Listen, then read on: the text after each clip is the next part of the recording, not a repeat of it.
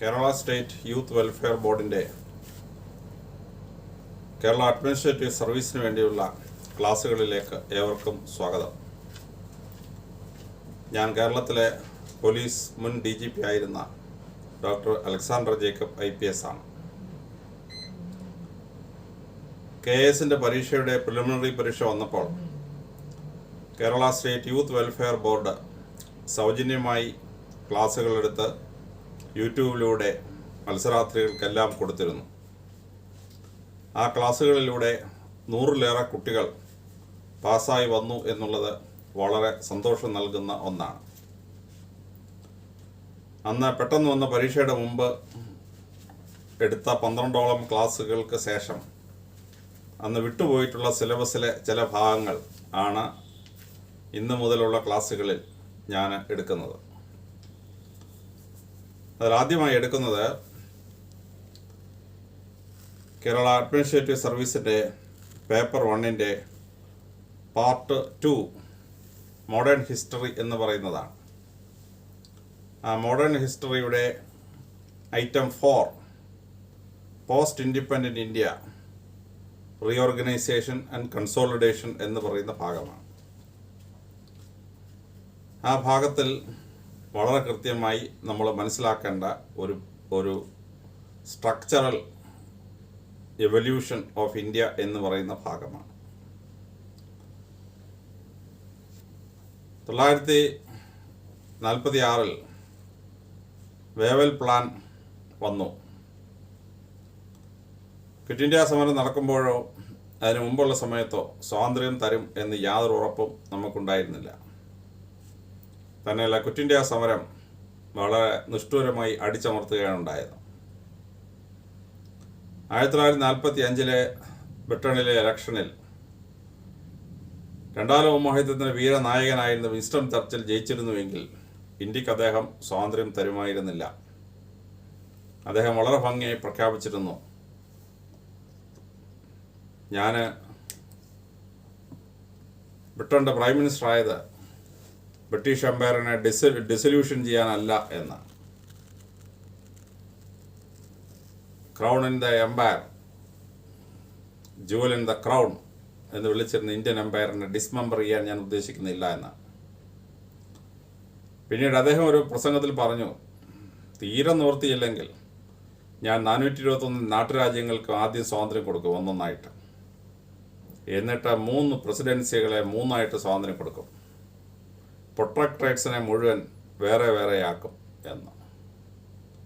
അത് പറഞ്ഞിരുന്നെങ്കിൽ ഇന്ത്യ എന്ന് പറയുന്ന രാഷ്ട്രം ഒരു 450 രാഷ്ട്രങ്ങളായി മാറിയനായിരുന്നു.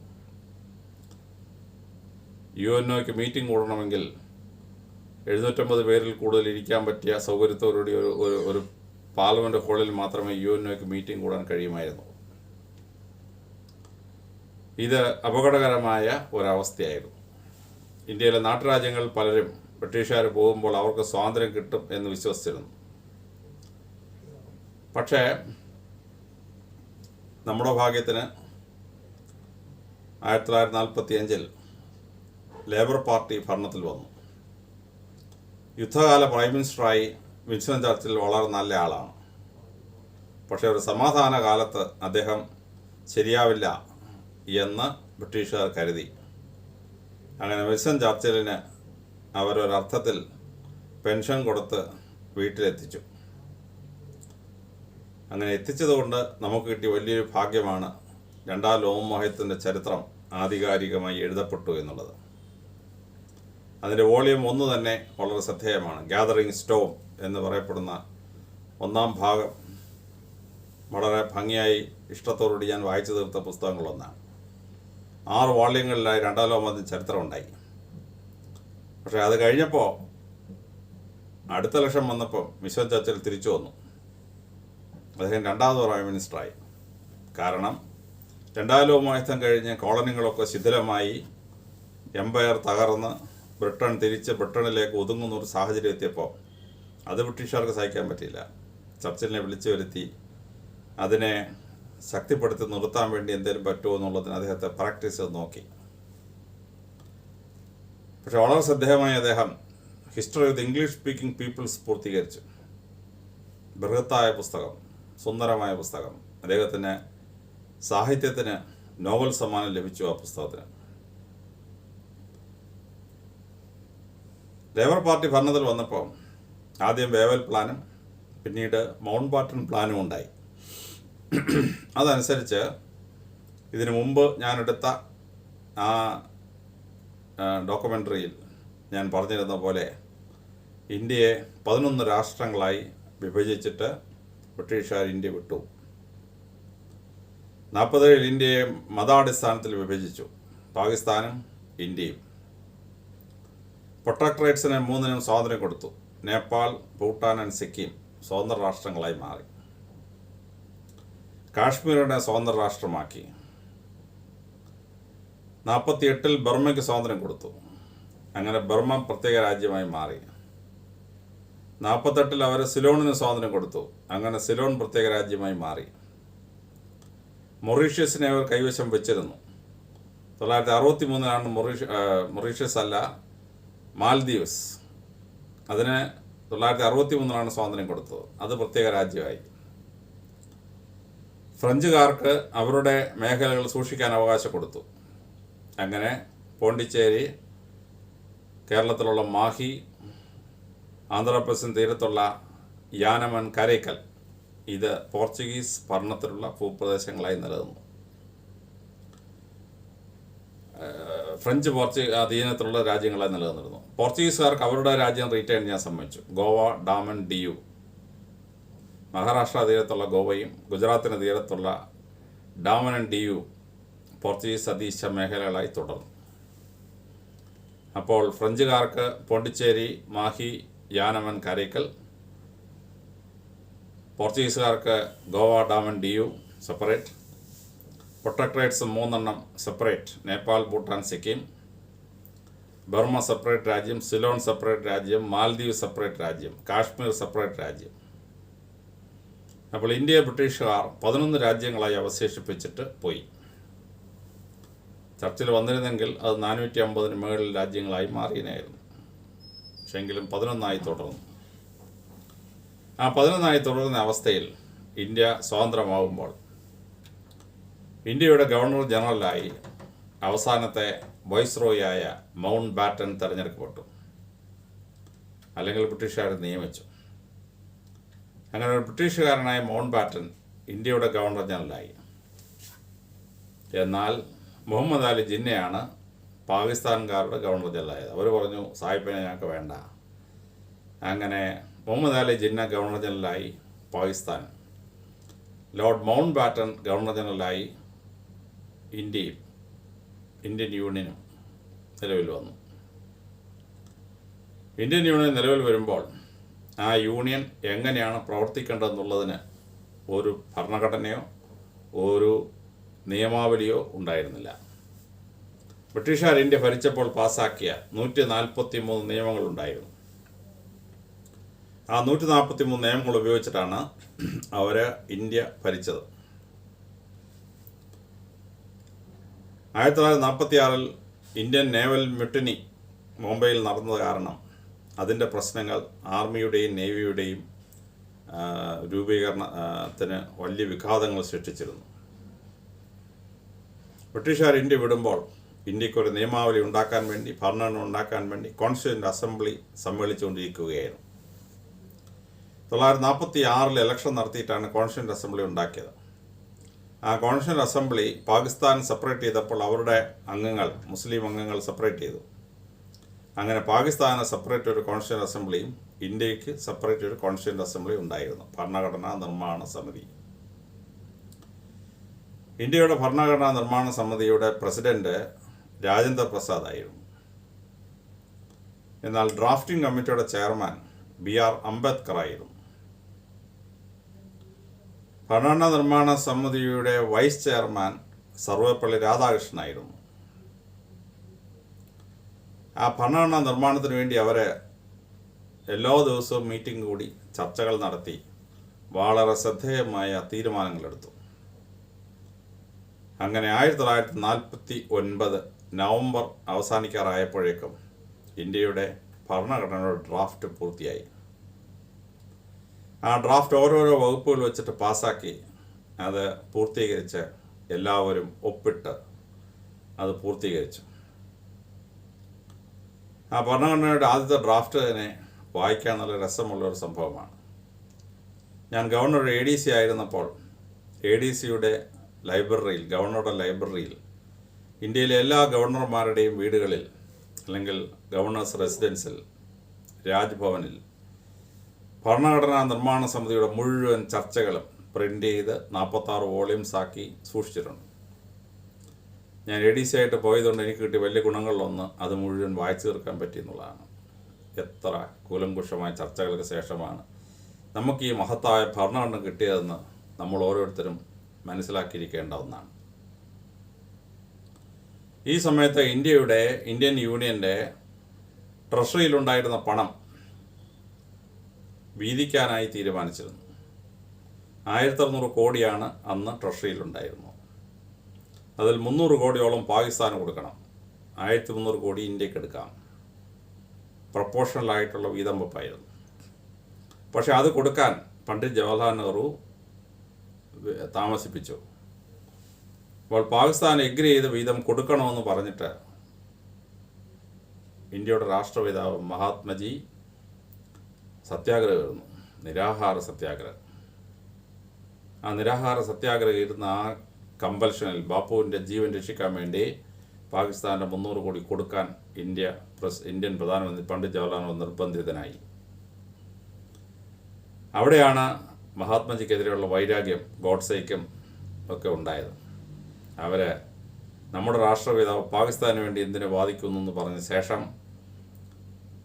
മഹാത്മജി 1948 ജനുവരി 30 വെടിയേറ്റ് മരിച്ചു. ഇന്ത്യ സ്വതന്ത്രമായി 6 മാസങ്ങൾക്ക് ശേഷം. മഹാത്മജി മരിച്ച് ഏതാനും മാസങ്ങൾ കഴിഞ്ഞപ്പോഴേക്കും പാകിസ്ഥാൻ സൈന്യം കാശ്മീരിലേക്ക് ഇരച്ചു കയറി. ഊറി എന്ന പട്ടണത്തിലെത്തി. അവിടെ അവിചാരിതമായി വന്നുപെട്ട ഇംഗ്ലീഷുകാരെ വെടിവെച്ച് കൊല്ലുകയും ഇംഗ്ലീഷുകാരൻ്റെ ഭാര്യ ബ്രിട്ടീഷുകാരിയായ യുവതിയെ കൂട്ടബലാത്സംഗം ചെയ്യുകയും വലിയ പ്രശ്നങ്ങളായി.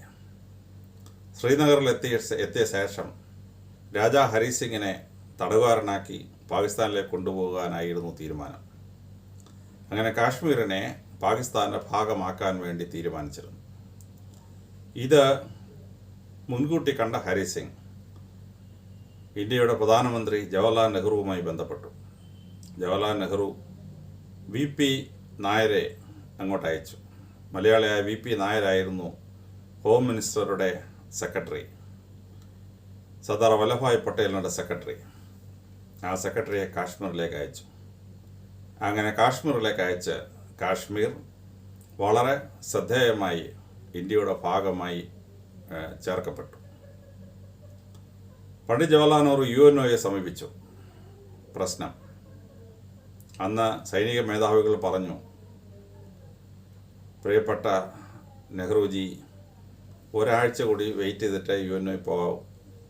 ഒരാഴ്ച കൂടി ഞങ്ങൾക്ക് തന്നാൽ കാശ്മീർ മുഴുവൻ ഞങ്ങൾ പിടിച്ചു തരാമെന്ന് പറഞ്ഞു. പക്ഷേ ജവഹർലാൽ നെഹ്റു പറഞ്ഞു, ഇതൊരു ഇൻ്റർനാഷണൽ ഇഷ്യൂ ആയതിനാൽ കാശ്മീരിൻ്റെ ഇഷ്യൂ UNOയിൽ കൊണ്ടുപോയി അവിടെ പ്ലീബിസിറ്റ് നടത്തി ജനങ്ങൾക്കിടയിൽ വോട്ടിട്ട ശേഷം ജനങ്ങൾക്ക് പാകിസ്ഥാൻ്റെ കൂടോ ഇന്ത്യയോടോ കൂടെ ചേരാമെന്ന് വോട്ടിടുന്ന അനുസരിച്ച് തീരുമാനിക്കാമെന്ന് പറഞ്ഞു. UNO പ്രശ്നം ഏറ്റെടുത്തതുകൊണ്ട് വെടിനിർത്തലുണ്ടായി. കാശ്മീരിൻ്റെ 3/2 ഭാഗം ഇന്ത്യക്കും 3/1 ഭാഗം പാകിസ്ഥാനും കിട്ടി. അങ്ങനെ ഇന്ത്യയിൽ കിട്ടിയ 3/2 ഭാഗത്തെയാണ് ഇന്ത്യൻ ഓക്കുപ്പൈഡ് കാശ്മീർ എന്നും പാകിസ്ഥാന് കിട്ടിയ 1/3 പാക് ഓക്കുപ്പൈഡ് കാശ്മീർ POK എന്നും പറയും. ഇന്ത്യക്കാരെ മാപ്പ് ഉണ്ടാക്കുമ്പോൾ പാകിസ്ഥാൻ്റെ അധീനമുള്ള കാശ്മീരും കൂടി ഇന്ത്യയുടെ ഭാഗമായിട്ടാണ് മാപ്പ് ഉണ്ടാക്കുന്നത്. പാകിസ്ഥാൻകാരെ മാപ്പ് ഉണ്ടാക്കുമ്പോൾ തിരിച്ചും മുഴുവൻ കാശ്മീരും അവരുടേതാണെന്ന് പറഞ്ഞാണ് അവർ മാപ്പ് ഉണ്ടാക്കുന്നത്. 2 രാജ്യത്തിൻ്റെ മാപ്പ് അങ്ങനെ തുറന്നുകൊണ്ടേ ഇരിക്കുന്നു കഴിഞ്ഞ 10-70 വർഷമായി. പക്ഷേ കാശ്മീർ ഇന്ത്യയുടെ ഇൻ്റഗ്രൽ പാർട്ട് ഓഫ് ഇന്ത്യ എന്ന് നമ്മൾ അവകാശപ്പെടുന്നു. അങ്ങനെ ഇൻ്റർനാഷണൽ ഫോറങ്ങളിലെല്ലാം കാശ്മീർ ഇന്ത്യയുടെ ഭാഗമാണ്, കാരണം ഹരി സിംഗ് രാജാവ് ഇന്ത്യയുമായിട്ടാണ് അക്സീഡ് ചെയ്തത് എന്ന് പറഞ്ഞു. അപ്പോൾ ഇന്ത്യൻ യൂണിയൻ ഉണ്ടായപ്പോൾ മൗണ്ട് ബാറ്റൺ പ്ലാൻ അനുസരിച്ച് നാട്ടുരാജ്യങ്ങൾക്ക് ഇന്ത്യയോടൊപ്പമോ പാകിസ്ഥാനോടൊപ്പമോ അല്ലെങ്കിൽ സ്വതന്ത്രമായോ നിൽക്കാൻ അവകാശമുണ്ട് എന്നായിരുന്നു പ്രഖ്യാപനം. നാട്ടുരാജ്യങ്ങളിൽ ബഹുഭൂരിപക്ഷവും ഇന്ത്യയോടൊപ്പം ലയിച്ചു. ലയിക്കാനുള്ള കാരണം പണ്ഡിറ്റ് ജവഹർലാൽ നെഹ്റുവും മൗണ്ട് ബാറ്റൺ പ്രഭുവും സർദാർ വല്ലഭായ് പട്ടേലും അദ്ദേഹത്തിൻ്റെ സെക്രട്ടറിയായ VP നായരും ഒരുമിച്ച് നിന്ന് ഓരോരോ നാട്ടുരാജാക്കന്മാരെ വിളിച്ച് യോജിപ്പിലെത്തി ഇന്ത്യയിലേക്ക് ലയിപ്പിക്കുകയായിരുന്നു. തിരുവിതാംകൂറും കൊച്ചിയും തമ്മിൽ ലയിപ്പിച്ച് ഒരു രാജ്യമാക്കി ഇന്ത്യയിൽ ലയിപ്പിക്കാൻ തീരുമാനിച്ചു. അപ്പോഴാണ് തിരുവിതാംകൂറിൻ്റെ ദിവാനായിരുന്ന സർ CP രാമസ്വാമി അയ്യർ പറ്റില്ല, തിരുവിതാംകൂർ ഇന്ത്യയോടുകൂടിയും പാകിസ്ഥാനും കൂടിയും ചേരുന്നില്ല, സ്വതന്ത്ര രാഷ്ട്രമായി നിൽക്കും എന്ന് വാദിച്ചു. ആ സമയത്താണ് സർ CPയുടെ മൂക്ക് വെട്ടി മൂക്കിൻ്റെ അറ്റം ചെത്തുകയും സർ CP ദിവാൻ സ്ഥാനം രാജിവെച്ച് സ്ഥലം വിടുകയും ചെയ്തു. അത് കഴിഞ്ഞ് തിരുവിതാംകൂർ രാജാവ് കൊച്ചിയിൽ ചെന്ന് അവിടുത്തെ രാജാവുമായി ബന്ധപ്പെട്ട ശേഷം തിരുവിതാംകൂറും കൊച്ചിയും ലയിപ്പിക്കണം, നാട്ടുരാജ്യങ്ങൾ രണ്ടും ലയിപ്പിക്കണം. മലബാർ ബ്രിട്ടീഷ് പ്രസിഡൻസിയുടെ ഭാഗമാണ്, അതുകൊണ്ട് മദ്രാസ് സ്റ്റേറ്റിൻ്റെ ഭാഗമാണ്. തിരുവിതാംകൂർ രാജാവ് പറഞ്ഞു, പറ്റില്ല, എൻ്റെ രാജ്യം വലുതും കൊച്ചി രാജ്യം ചെറുതുമാണ്. VP നായർ പറഞ്ഞു, കൊച്ചി രാജാവിന് 62 വയസ്സ് പ്രായമായി, അങ്ങാണെങ്കിൽ 40 വയസ്സ് 42 വയസ്സേ പ്രായമുള്ളൂ. അങ്ങ് പ്രായത്തിൽ കൂടിയത് അദ്ദേഹം ആയതുകൊണ്ട് അവിടെ പോയി ചർച്ച ചെയ്യണമെന്ന് പറഞ്ഞു. ചിത്തിരനാൾ രാജാവ് വിസമ്മതിച്ചു. രസകരമായ പരിണാമം. അവസാനം തിരുക്കൊച്ചി ലയിപ്പിക്കുകയും രണ്ടിൻ്റെയും കൂടി രാജപ്രമുഖനായി ചിത്തിരനാൾ രാജാവിനെ നിയമിക്കുകയും ചെയ്തു. ഗവർണർക്ക് പകരമായിട്ടുള്ള പോസ്റ്റായിരുന്നു രാജപ്രമുഖൻ. പഴയ രാജാവ് തന്നെ ആ സംസ്ഥാനത്തിന് രാജപ്രമുഖനായി തുടരും. അങ്ങനെ ഒന്നൊന്നായിട്ട് നാട്ടുരാജ്യങ്ങളെ ലയിപ്പിച്ചു വന്ന ആ വലിയ ചരിത്രം VP നായർ ഒരു പുസ്തകമായിട്ട് എഴുതിയിട്ടുണ്ട്.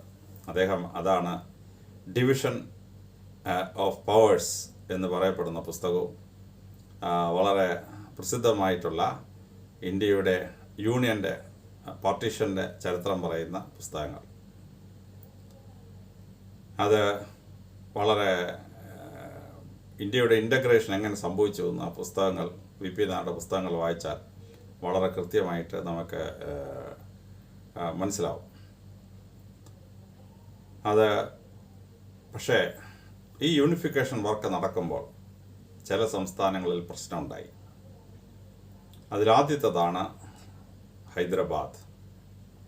1739 നൈസാം ഓഫ് ഹൈദരാബാദ്, നൈസാമുൽ മുൽക്ക് സ്വാതന്ത്ര്യം പ്രഖ്യാപിച്ചത്. മുഗൾ സാമ്രാജ്യത്തിൻ്റെ ഭാഗമായിരുന്ന നൈസാം സ്വാതന്ത്ര്യം പ്രഖ്യാപിച്ചു. ഔറംഗസീബ് 1707 മരിക്കുകയും പിന്നെ മുവാസും അസവും തമ്മിലുള്ള സമരവും പിന്നീട് ഫറൂഖ് ഷാറിൻ്റെ സമരവും പിന്നെ വന്ന ഷാലം വണ്ണും ഷാത്തിൻ്റെ കാലത്തെ പ്രശ്നമൊക്കെ ആയപ്പോഴേക്കും മുഗൾ എംപയർ ക്ഷയിച്ച് ശിഥിലമായി. ആ ശൈഥിലത്തിൻ്റെ സമയത്താണ് നൈസാം സ്വാതന്ത്ര്യം പ്രഖ്യാപിച്ചത്. സ്വാതന്ത്ര്യം പ്രഖ്യാപിച്ച നൈസാമിനെ ബ്രിട്ടീഷുകാർ പതുക്കെ പതുക്കെ കൈകളിലാക്കി ഇൻഡിപെൻഡൻ്റായിട്ട് വെച്ചിരിക്കുകയായിരുന്നു.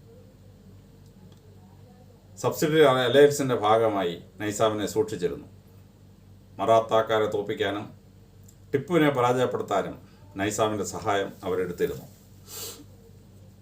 അവസാനം സ്വാതന്ത്ര്യം കിട്ടുന്ന സമയമായപ്പോൾ Naisam one of the richest men in the world, ആ രാജ്യത്തിൻ്റെ പൈസ മുഴുവൻ അദ്ദേഹത്തിന് സ്വന്തം ഇതാക്കി മാറ്റി. അപ്പോൾ അവസാനമായിട്ട് ഉണ്ടായിരുന്ന ഉസ്മാൻ ഷാ നൈസാം, അദ്ദേഹത്തിൻ്റെ പേരിലാണ് ഉസ്മാനിയ യൂണിവേഴ്സിറ്റി ഉള്ളത്, അദ്ദേഹം പാകിസ്ഥാനോടൊപ്പം ചേരാനായി ആപ്ലിക്കേഷൻ കൊടുത്തു. ഇത് വലിയ പ്രശ്നമാണ്. കാരണം വെസ്റ്റിലൊരു പാകിസ്ഥാൻ, ഈസ്റ്റിലൊരു പാകിസ്ഥാൻ, ഇന്ത്യയുടെ ഹൃദയത്തിലൊരു പാകിസ്ഥാൻ വന്നാൽ അത് വല്ലാത്ത പ്രശ്നം. നൈസാമിൻ്റെ കയ്യിൽ ഒരു 6000 പട്ടാളക്കാരുള്ള ഒരു സേനയുണ്ട്. കാര്യം സബ്സിഡറി അലയൻസിൻ്റെ ഭാഗമായി രാജാവിന് സൈന്യത്തെ സൂക്ഷിക്കാൻ പറ്റിയല്ല, ബ്രിട്ടീഷ് എംപയറിൻ്റെതാണ് രാജ്യം. പക്ഷെ കയ്യിലുള്ള 6000 പേരെ വെച്ചുകൊണ്ട് ഇദ്ദേഹം സ്വാതന്ത്ര്യം പ്രഖ്യാപിച്ചു. സ്വാതന്ത്ര്യം പ്രഖ്യാപിച്ചിട്ട് പാകിസ്ഥാനോട് അക്സൈഡ് ചെയ്യാൻ തീരുമാനിച്ചു. അപ്പോഴാണ് സർദാർ വല്ലഭായ് പട്ടേൽ പോലീസ് ആക്ഷൻ എന്ന പേരിൽ നൈസാമിനെതിരെ ഇന്ത്യൻ സൈന്യത്തെ അയച്ചു. റസാക്കാർ എന്നായിരുന്നു നൈസാമിൻ്റെ സൈന്യത്തിൻ്റെ പേര്. ആദ്യത്തെ യുദ്ധത്തിൽ തന്നെ റസാക്കാർ തോക്കുകയും റസാക്കാർ ജീവൻ കൊണ്ട് രക്ഷപ്പെടുകയും ചെയ്തു. നൈസാമിനെ അറസ്റ്റ് ചെയ്ത് ഹൈദരാബാദിനെ ബലം പ്രയോഗിച്ച് ഇന്ത്യയിൽ ലയിപ്പിച്ചു. സർ സി പി രാമൻസാരെ വെട്ടുകൊണ്ട് ഓടിയതോടുകൂടി തിരുക്കൊച്ചിയെ ലയിപ്പിച്ചിട്ട് ആ ജോയിച്ച തിരുക്കൊച്ചി ഇന്ത്യൻ യൂണിയൻ്റെ ഭാഗമാക്കി. അപ്പോൾ മറ്റൊരു രാജ്യം സ്വാതന്ത്ര്യം പ്രഖ്യാപിച്ചു. അത് ഗുജറാത്തിൻ്റെ വടക്ക് വശത്തുള്ള രാജ്യമാണ്. പോർബന്ദർ തലസ്ഥാനമായിട്ടുള്ള ജുണഗന്ധ് എന്ന് പറയുന്ന രാജ്യം. ജുണഗന്ധിലെ ജനങ്ങൾ ഭൂരിപക്ഷവും ഹിന്ദുക്കളാണ്. രാജാവ് മുസ്ലിമും. നൈസാമിനെ പോലെ തന്നെയാണ്. ഹൈദരാബാദ് സ്റ്റേറ്റിലെ ജനങ്ങൾ 90% ഹിന്ദുക്കളാണ്. രാജാവ് മുസ്ലിം. സർദാർ വല്ലഭായ് പട്ടേൽ സൈന്യത്തെ അയച്ചു. അദ്ദേഹം പറഞ്ഞു, ഇന്ത്യയുടെ രാഷ്ട്രപിതാവ് ജനിച്ച സ്ഥലമാണ് പോർബന്ദർ. ജുണഗന്ധിലെ രാജാവിൻ്റെ പ്രധാനമന്ത്രിയായിരുന്നു മഹാത്മാഗാന്ധിയുടെ അച്ഛൻ. മോഹൻദാസ് കരംചന്ദ് ഗാന്ധിയുടെ അച്ഛൻ കരംചന്ദ് ഗാന്ധി ജുണഗന്ധിലെ രാജാവിൻ്റെ ദിവാനാണ്. പ്രധാനമന്ത്രിക്ക് തുല്യമായ സ്ഥാനമാണ്. നമ്മുടെ രാഷ്ട്രപിതാവ് ജനിച്ച സ്ഥലം എങ്ങനെ പാകിസ്ഥാന് കൊടുക്കും? അതുകൊണ്ട് പട്ടേൽ സൈന്യത്തെ അയച്ച് ജുനഗന്ധിനെ പിടിച്ചെടുത്തു. ഇപ്പോൾ പാകിസ്ഥാൻ പ്രധാനമന്ത്രി ജുനഗന്ധ് പാകിസ്ഥാൻ്റെ ഭാഗമാണെന്ന് പറഞ്ഞ് ഇമ്രാൻഖാൻ മാപ്പ് പബ്ലിഷ് ചെയ്തു. വലിയ പ്രശ്നം നടന്നുകൊണ്ടിരിക്കുകയാണ്. ആ ജുനഗന്ധ് ബലം പ്രയോഗിച്ച് പിടിച്ചെടുത്തു. അപ്പോൾ 48 കാശ്മീർ പിടിച്ചു, ഹൈദരാബാദ് പിടിച്ചു, ജുനഗന്ധ് പിടിച്ചു. ഈ സമയമായപ്പോൾ ആൻഡമാൻ ആൻഡ് നിക്കോബാർ ദ്വീപ സമൂഹങ്ങൾ ഞങ്ങളുടേതാണ് എന്ന് ഇന്തോനേഷ്യ ഒരു ക്ലെയിം വെച്ചു. മലേഷ്യ 2 ദ്വീപുകൾ ക്ലെയിം ചെയ്തു. ആ സമയത്ത് പാകിസ്ഥാൻ പറഞ്ഞു, ആൻഡമാൻ ആൻഡ് നിക്കോബാർ ഐലൻഡ് കൽക്കട്ട കേന്ദ്രീകൃതമായ ബംഗാൾ പ്രോവിൻസ് ഭരിച്ചുകൊണ്ടിരുന്ന സ്ഥലമാണ്. കൽക്കട്ട ഐലൻഡ് തലസ്ഥാനം ഡൽഹിക്ക് മാറ്റിയപ്പോൾ ഡാക്കയിലെ ഈസ്റ്റ് ബംഗാളാണ് ആൻഡമാൻ നിക്കോബാർ ഐലൻഡിൻ്റെ ഭരണം ഉണ്ടായിരുന്നത്. അതുകൊണ്ട് പാകിസ്ഥാൻ്റെ ഭാഗമാണ് ആൻഡമാൻ നിക്കോബാർ ഐലൻഡ്സ്. അപ്പോൾ ഒരു ദ്വീപ് മലേഷ്യ ചോദിച്ചു. ദ്വീപസമൂഹങ്ങൾ ഭൂരിപക്ഷവും ഇന്തോനേഷ്യ പറഞ്ഞു. പാകിസ്ഥാൻ നേവി അയച്ചിട്ട് ആൻഡമാൻ നിക്കോബാർ ഐലൻഡ് പിടിച്ചടക്കാൻ പോകുന്നു. അവിടെയാണ് സർദാർ വല്ലഭായ് പട്ടേലിൻ്റെ ധീരമായ നടപടി. അദ്ദേഹം ഇന്ത്യൻ നേവിയെ കടലിലേക്ക് അയച്ച് ആ ആൻഡമാൻ നിക്കോബാർ ഐലൻഡ്സിനെ പിടിച്ചെടുത്തു. ബലം പ്രയോഗിച്ച് പിടിച്ചെടുത്ത് ഇന്ത്യൻ യൂണിയൻ്റെ ഭാഗമാക്കി മാറ്റി. ലക്ഷദ്വീപ് ഇന്ത്യൻ നേവിയെ വിട്ട് പിടിച്ചെടുത്തു. അപ്പോൾ ഏതാണ്ട് 400ഓളം ദ്വീപുകൾ ഇന്ത്യയുടെ ഭാഗമായി മാറി. പട്ടേലിൻ്റെയും നെഹ്റുവിൻ്റെയും ധീരമായ നടപടിയുടെ ഭാഗമായിട്ട്. അപ്പോൾ 1948 അവസാനിച്ചപ്പോഴേക്കും കാശ്മീർ, ആൻഡമാൻ നിക്കോബാർ ഐലൻഡ്സ്, ഹൈദരാബാദ്, ജുനഗന്ധ് ഇത്രയും ഇന്ത്യ ബലം പ്രയോഗിച്ച് ഇന്ത്യയിൽ ലയിപ്പിച്ചു. 49 നവംബർ ആയപ്പോഴേക്കും ഇന്ത്യയുടെ ഭരണഘടന പൂർത്തിയായി. എല്ലാവരും ഒപ്പിട്ട് ആ ഭരണഘടന ഉണ്ടാക്കി. ആ ഭരണഘടനയുടെ ഇരുവശങ്ങളിലും ചിത്രങ്ങൾ വരയ്ക്കണം എന്നൊരാവശ്യമുണ്ടായി. ആ ചിത്രങ്ങൾ വരയ്ക്കാൻ അനുവദിച്ചു. ചിത്രങ്ങൾ വരച്ചപ്പോൾ ചിത്രം വരയ്ക്കാൻ വന്നവൻ അതിനകത്ത് ഒരുപാട് ചിത്രങ്ങൾ എഴുതി ചേർത്തു. അതിൽ പ്രധാനപ്പെട്ട 5 ചിത്രങ്ങൾ ശ്രീരാമൻ്റെയും സീതയുടെയും അയോധ്യയുടെയും ഒക്കെ ഭാഗമായിരുന്നു. അയോധ്യയിലെ ബാബറി മസ്ജിദ് എന്ന ഡിസ്പ്യൂട്ടഡ് കെട്ടിടം പൊളിച്ച് ഹിന്ദുക്കളോട് ക്ഷേത്രം വെക്കുന്ന സാഹചര്യം ഉണ്ടായപ്പോൾ ശ്രീരാമൻ ഒരു ഫാക്റ്റാണോ ഫിക്ഷനാണോ എന്ന് ചോദ്യമുണ്ടായി സുപ്രീം കോടതിയിൽ.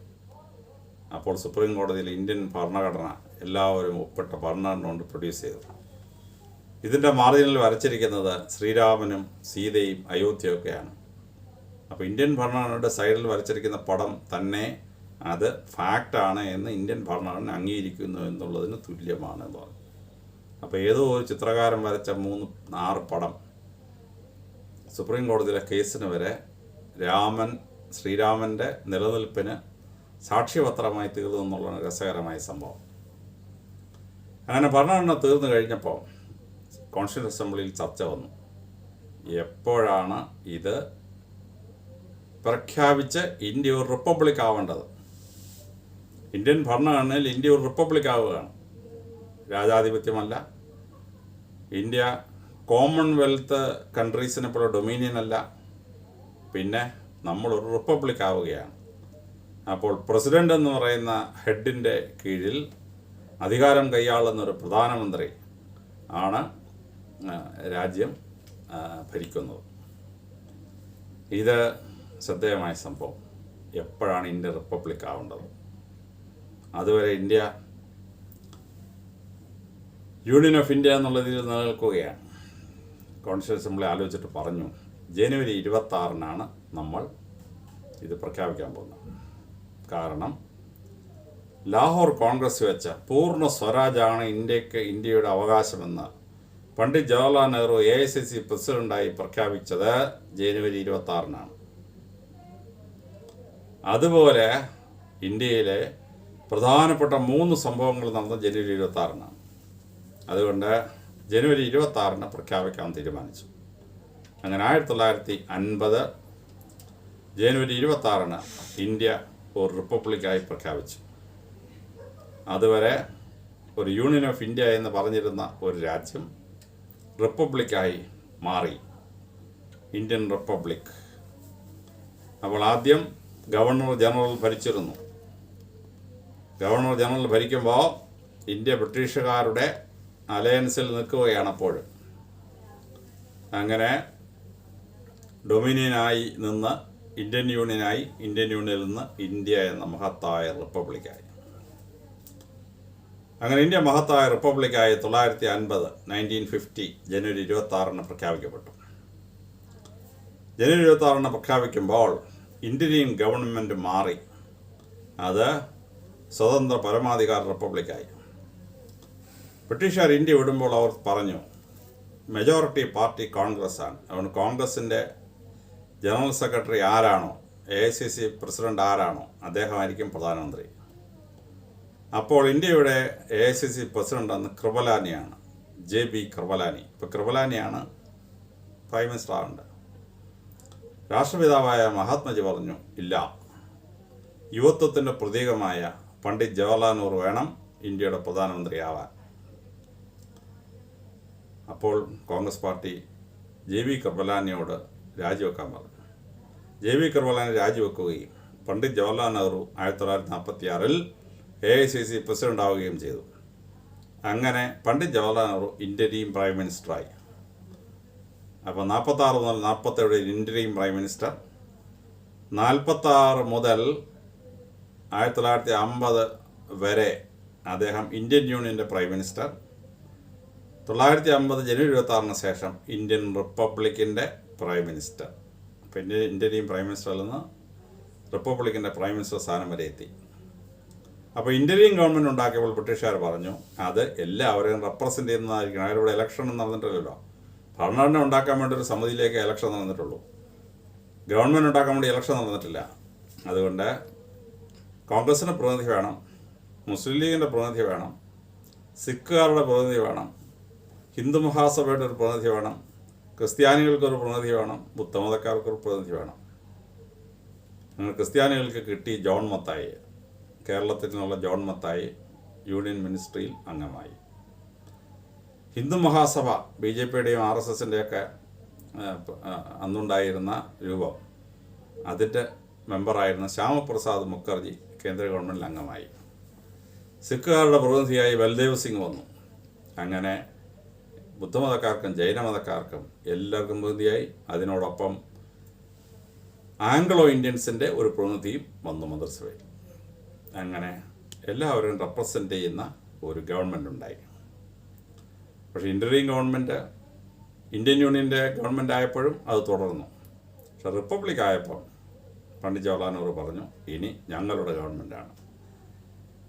അദ്ദേഹം ആ ഇന്ത്യൻ ഗവൺമെൻറ് ഭാഗമായി മറ്റ് സമൂഹങ്ങളിൽ നിന്ന് എടുത്ത അംഗങ്ങൾ രാജിവെപ്പിച്ച് അദ്ദേഹം കോൺഗ്രസിൻ്റെ പ്രധാനമന്ത്രിയായി ചാർജ് എടുത്തു.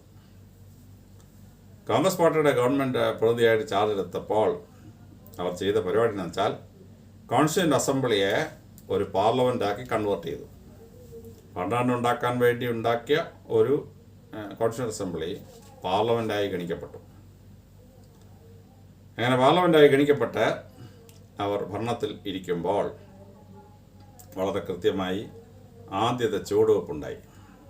അതെന്താണെന്ന് ചോദിച്ചാൽ ഇന്ത്യൻ യൂണിയൻ ഒരു എലക്ഷൻ നടത്തി പാർലമെൻറ്റിനെ തിരഞ്ഞെടുക്കണം. അങ്ങനെ 1952 ഇന്ത്യയിൽ യൂണിവേഴ്സൽ സഫറേജ് വെച്ചിട്ട് ഇലക്ഷൻ വന്നു. ഇന്ത്യ മുഴുവനുള്ള ജനങ്ങൾക്ക് വോട്ടവകാശം കിട്ടി. 21 വയസ്സ് തികഞ്ഞ എല്ലാവർക്കും വോട്ടവകാശം.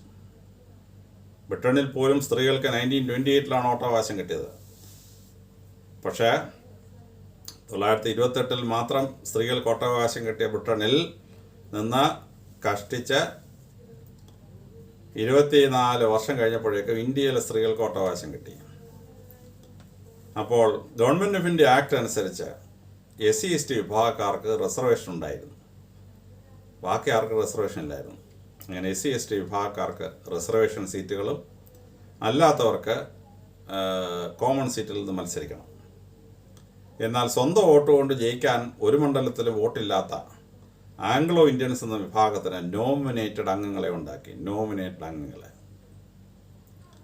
രാജ്യസഭ ഉണ്ടാക്കിയപ്പോൾ രാജ്യസഭയ്ക്കകത്ത് ഇലക്ഷന് നിൽക്കാനോ പാസ്സാവാനോ ഇഷ്ടമില്ലാത്ത ശ്രേഷ്ഠരായ വ്യക്തിത്വങ്ങളെ പാർലമെൻറ്റിൽ കൊണ്ടുവരണം. അതിന് നോമിനേറ്റഡ് സീറ്റ്സ് 12 സ്പോർട്സുകാരെയും എഴുത്തുകാരെയും ഒക്കെ മെമ്പർമാരാക്കി എടുത്തു എന്നുള്ളതാണ്. അങ്ങനെ 52 ഇലക്ഷനിൽ 3-2 ഭൂരിപക്ഷത്തോടു കൂടി ഇന്ത്യയുടെ തിരഞ്ഞെടുക്കപ്പെട്ട ഒന്നാമത്തെ പ്രൈം മിനിസ്റ്ററായി പണ്ഡിറ്റ് ജവഹർലാൽ നെഹ്റു വന്നു. ഇപ്പം 46 ഇന്ത്യൻ പ്രൈം മിനിസ്റ്റർ, 46 മുതൽ 50 വരെ ഇന്ത്യൻ യൂണിയൻ്റെ പ്രൈം മിനിസ്റ്റർ, 50 ജനുവരി മുതൽ ഇന്ത്യൻ യൂണിയൻ്റെ കോൺഗ്രസിൻ്റെ പ്രൈം മിനിസ്റ്റർ, മെജോറിറ്റി പാർട്ടി, അതായത് കോൺസ്റ്റിറ്റ്യൂൻ്റ് അസംബ്ലി കൺവേർട്ട് ചെയ്ത പാർലമെൻറ്റിലെ ഭൂരിപക്ഷം വെച്ചുള്ള പ്രൈം മിനിസ്റ്റർ. 52 ഇലക്ഷൻ കഴിഞ്ഞപ്പോൾ ഇന്ത്യൻ റിപ്പബ്ലിക്കിൻ്റെ ഫസ്റ്റ് എലക്റ്റഡ് പാർലമെൻറ്റിലെ ഭൂരിപക്ഷം കിട്ടിയ പാർട്ടിയുടെ ഭൂരിപക്ഷ നേതാവായ നെഹ്റു പ്രധാനമന്ത്രിയായി. He became the first elected prime minister of India in 1952. അങ്ങനെ അദ്ദേഹം പ്രൈം മിനിസ്റ്ററായിട്ടിരിക്കുമ്പോൾ അദ്ദേഹം ഒരു വലിയ പ്രഖ്യാപനം ചെയ്തു. ആ പ്രഖ്യാപനം എന്താണെന്ന് ചോദിച്ചാൽ 1929 ലാഹോർ കോൺഗ്രസ് വെച്ചിട്ട് പൂർണ്ണ സ്വരാജ് കിട്ടുകയാണെങ്കിൽ ഭാഷാടിസ്ഥാനത്തിൽ സംസ്ഥാനങ്ങളെ വിഭജിച്ചുണ്ടാക്കും എന്ന് ഒരു തീരുമാനമെടുത്തു. ഭാഷാടിസ്ഥാനത്തിൽ. കാരണം EV രാമസ്വാമി നായ്ക്കറുടെ 1924 പ്രഖ്യാപനവും തമിഴ് മൂവ്മെൻറ്റും ഒക്കെ വന്നതോടുകൂടി ഓരോ ഭാഷ സംസാരിക്കുന്നവർക്ക് വലിയ അവകാശവാദങ്ങൾ ഉന്നയിക്കപ്പെട്ടു. അപ്പോൾ ഹിന്ദി സംസാരിക്കുന്ന ആളുകൾ അവരുടേതായ അവകാശങ്ങൾ അത് ഉന്നയിച്ചു. അപ്പോൾ അതിൻ്റെ മുമ്പിൽ നിന്നുകൊണ്ട് ഒരു മുദ്രാവാക്യം ഉണ്ടായി: ഹിന്ദു, ഹിന്ദി, ഹിന്ദുസ്ഥാൻ. അപ്പോൾ ഇന്ത്യ എന്ന് പറഞ്ഞ രാജ്യത്തിൻ്റെ പേര് മാറ്റി ഹിന്ദുസ്ഥാൻ എന്നാക്കണം. അപ്പോൾ ഗവൺമെൻറ് അസംബ്ലിയിലെ ഇന്ത്യ, ഭാരതം 2 വാക്കേ സംബന്ധിച്ചിട്ടുള്ളൂ. അപ്പോൾ ഇന്ത്യയെ ഹിന്ദുസ്ഥാൻ എന്ന പേര് മാറ്റണം. രണ്ടാമത്, ഹിന്ദി നമ്മുടെ നാഷണൽ ലാംഗ്വേജ്, ഇന്ത്യയിലെ മുഴുവൻ ജനങ്ങളും ഹിന്ദി പഠിച്ചോണം കമ്പൽസറി ആയിട്ട്. ഭൂരിപക്ഷം ആളുകൾ സംസാരിക്കുന്ന ഭാഷയാണ്. പക്ഷേ ആകെ ജനസംഖ്യയുടെ 40% ഹിന്ദി സംസാരിക്കുന്നുള്ളൂ. ഭൂരിപക്ഷം ഹിന്ദി സംസാരിക്കുന്നവരല്ല. അപ്പോൾ 40% സംസാരിക്കുന്ന ഭാഷ ഇന്ത്യയിലെ 100% ജനങ്ങളും പറയണമെന്ന് പറഞ്ഞാൽ പറ്റുമോ? പറ്റിയല്ല. എന്നാൽ ചില ഭാഷകൾ വളരെ മൈനോറിറ്റിയാണ്, അവർക്ക് മറ്റുള്ളവരുടെ ഇടയ്ക്ക് സർവൈവൽ ഇല്ല. അതുകൊണ്ട് ഇന്ത്യയുടെ ശരിയായ റീജിയണൽ ഡിവിഷൻ ഭാഷയിലൂടെ കൊണ്ടുവരാൻ പറ്റുള്ളൂ എന്ന് മനസ്സിലാക്കി ഇന്ത്യയിൽ അന്ന് വിഭജിച്ചുകൊണ്ടിരിക്കുന്ന ജനങ്ങളെ യോജിപ്പിക്കാൻ വേണ്ടി ഒരു തീരുമാനമെടുത്തു: ലിംഗ്വിസ്റ്റിക് സ്റ്റേറ്റ്സിനെ ഫോം ചെയ്യും. പണ്ഡിറ്റ് ജവഹർലാൽ നെഹ്റു ആ തീരുമാനം നടപ്പാക്കാനായി 1952 linguistic states act part B, linguistic states act പാസ്സാക്കി. അത് പാസ്സാക്കി ചില സ്ഥലത്ത് നടപ്പാക്കി.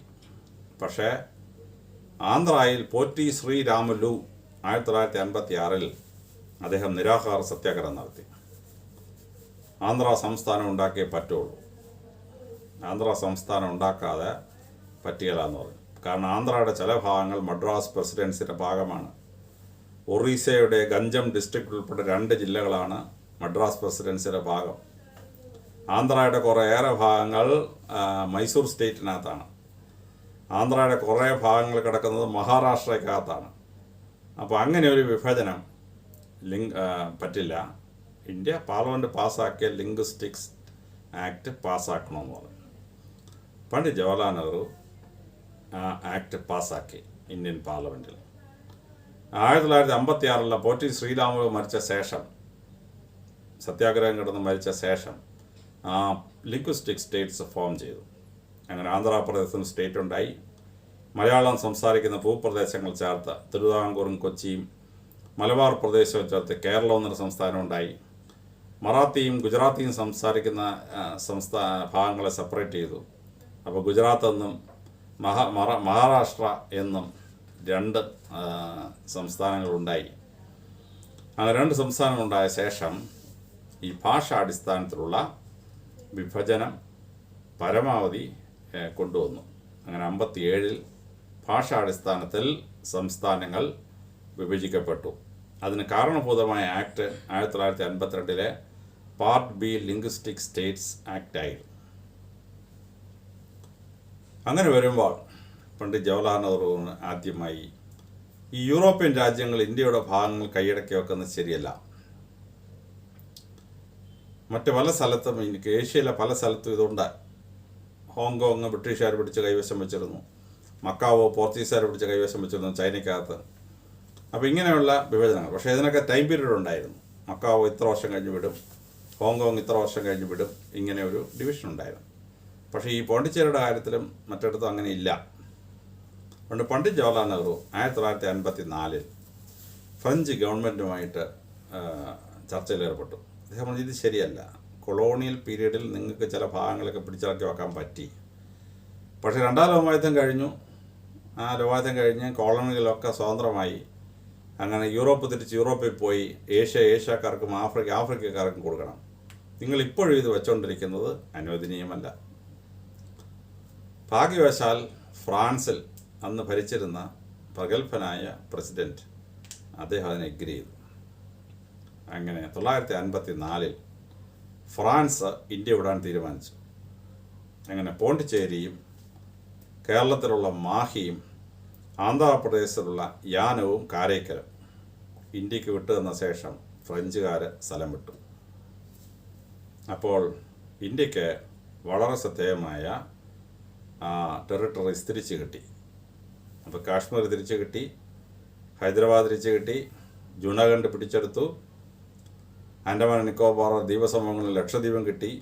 അത് കഴിഞ്ഞ് ഫ്രഞ്ചുകാരെ പോയതോടുകൂടി പോണ്ടിച്ചേരി, മാഹി, യാനം, കാരയ്ക്കൽ ഇത്രയും തിരിച്ച് ഇന്ത്യൻ യൂണിയൻ ലയിച്ചു.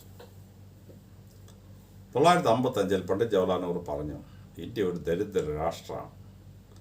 ഈ ദരിദ്ര രാഷ്ട്രം മുന്നോട്ട് പോകണമെങ്കിൽ വളരെ കൃത്യമായ പദ്ധതികൾ ആവിഷ്കരിച്ചേ പറ്റുള്ളൂ. അദ്ദേഹം ലോകത്തിൽ തപ്പി നോക്കിയപ്പോൾ ഒരു 3rd വേൾഡ് കൺട്രി വളരെ പെട്ടെന്ന് ഉയർന്ന അഡ്വാൻസ്ഡ് കൺട്രിയായി മാറിയൊരു ഉദാഹരണം റഷ്യയാണ്. റഷ്യയിൽ വളരെ ദാരിദ്ര്യ കർഷക രാജ്യമായിരുന്നു. ബോൾഷെവിക് റവല്യൂഷന് ശേഷം അവരുടെ നേതാവായ സ്റ്റാലിൻ 7-year പ്ലാൻസ് കൊണ്ടുവന്നു. ആ 7-year പ്ലാൻസ് കൊണ്ടുവന്നിട്ട് അതിനെ ഒരു വലിയ ശക്തിയാക്കി. യൂറോപ്യനൈസേഷൻ ഓഫ് റഷ്യ കൊണ്ടുവന്ന പീറ്റർ ദ ഗ്രേറ്റ് 1720 ശേഷം ഒരു 200 വർഷം കൊണ്ട് കെട്ടിപ്പടുത്ത ഒരു റഷ്യയെ പെട്ടെന്നൊരു ഇൻഡസ്ട്രിയലൈസ്ഡ് നേഷനാക്കി മാറ്റാൻ പറ്റി. അതിൻ്റെ പരിണിത ഫലം 2ാം ലോകമഹായുദ്ധത്തിൽ ഹിറ്റ്ലറെ തോൽപ്പിച്ചിട്ട് റഷ്യ ലോകത്തിലെ 2ാമത്തെ ശക്തിയായി മാറി. അതിനെ മോഡലായി എടുക്കാൻ തീരുമാനിച്ചു. ഈ സമയത്ത് ചൈനയിൽ മാവോ സേതുങ് വളരെ ഭംഗിയായി പീപ്പിൾസ് റിപ്പബ്ലിക് ഓഫ് ചൈന ഉണ്ടാക്കുകയായിരുന്നു. ആ പീപ്പിൾസ് റിപ്പബ്ലിക് ഓഫ് ചൈന ഉണ്ടാക്കിയപ്പോൾ അദ്ദേഹം ഡീസെൻട്രലൈസ്ഡ് ജനകീയ ജനാധിപത്യം എന്നൊരു സമ്പ്രദായം കൊണ്ടുവന്നു. ജനങ്ങളിലേക്ക് അധികാരം കൊടുത്ത് ചൈനയുടെ എല്ലാ ഭാഗവും വളരണം. ജനകീയ ജനാധിപത്യം, പീപ്പിൾസ് ഡെമോക്രസി. Decentralised planning. ഈ രണ്ട് ചൈനയുടെയും റഷ്യയുടെയും മോഡലുകളെ സ്വീകരിച്ച ശേഷം ഇന്ത്യക്കായി ഒരു മോഡൽ ഉണ്ടാക്കാൻ അദ്ദേഹം തീരുമാനിച്ചു. അതിനാദ്യത്തെ ചുവടാണ് 1955 ഏപ്രിൽ 1 തുടങ്ങി വെച്ച പഞ്ചവത്സര പദ്ധതികൾ. ആ പദ്ധതികൾ തുടങ്ങിയത് ഏപ്രിൽ ഫൂൾസ് ഡേയിലാണ്, April 1. ആ ഏപ്രിൽ ഫുൾ ഡേയിൽ തുടങ്ങിയതുകൊണ്ട് തന്നെ അതിനകത്ത് ഒരുപാട് പ്രശ്നങ്ങളുണ്ടായി. പക്ഷേ ആ 5 ഇയർ പ്ലാൻ വളരെ ഭംഗിയായിട്ടു. ആദ്യത്തെ 5 ഇയർ പ്ലാൻ അഗ്രികൾച്ചറും രണ്ടാമത്തെ 5 ഇയർ പ്ലാൻ ഇൻഡസ്ട്രിയും വെച്ച് വളരെ ഭംഗിയായി 1965 ആവുമ്പോഴേക്കും ഇന്ത്യയെ വലിയൊരു ശക്തിയാക്കി മാറ്റാനായിരുന്നു പണ്ഡിറ്റ് ജവഹർലാൽ നെഹ്റുവിൻ്റെ പദ്ധതി. ഒന്നാം പദ്ധതി വളരെ ഭംഗിയായിട്ട് പോയി. അപ്പോൾ ആ പദ്ധതി നടപ്പാക്കുന്നതിൻ്റെ ഭാഗമായി മഹാനായ ഒരു എക്കണോമിസ്റ്റിനെ നെഹ്റു ആ പദ്ധതി ഏൽപ്പിച്ചു. ആ മഹാൻ്റെ പേരാണ് PC മഹാലനോബിസ്. അദ്ദേഹം Mahalanobis model of economic development. അദ്ദേഹം ഈ രാജ്യത്തെ മുഴുവൻ ബ്ലോക്കുകളായി തിരിച്ചു, പഞ്ചായത്തുകളുണ്ടാക്കി. ആ പഞ്ചായത്തുകളെ ബ്ലോക്കുകളായിട്ട് തിരിച്ചു. അപ്പം NES block, national extension service ബ്ലോക്കുകളായി തിരിച്ചു. അവിടെ ഡീസെൻട്രലൈസ്ഡ് പ്ലാനിംഗ് ഉണ്ടാക്കി. ആ പ്ലാനിങ്ങിനെ വളരെ ഭംഗിയായിട്ട് ഓർഗനൈസ് ചെയ്ത് മേപ്പോട്ട് കൊണ്ടുപോകാനുള്ള വലിയ ശ്രമമുണ്ടാക്കി.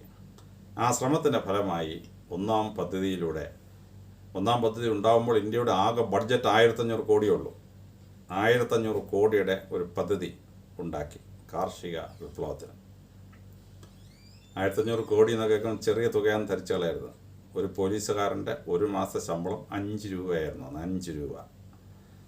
ഒരു സ്കൂളിൽ പഠിപ്പിക്കുന്ന ടീച്ചറിന് ഒരു മാസ ശമ്പളം 7 രൂപയായിരുന്നു, 7 rupees. അപ്പോൾ ഇന്നൊരു പോലീസുകാരന് 40,000 രൂപ ശമ്പളമാണ്, ഇന്നൊരു ടീച്ചർക്ക് 45,000 രൂപ ശമ്പളമാണ്. അപ്പം അന്നത്തെ 5 രൂപ ഇന്നത്തെ 45,000 രൂപയ്ക്ക് തുല്യമാണ്.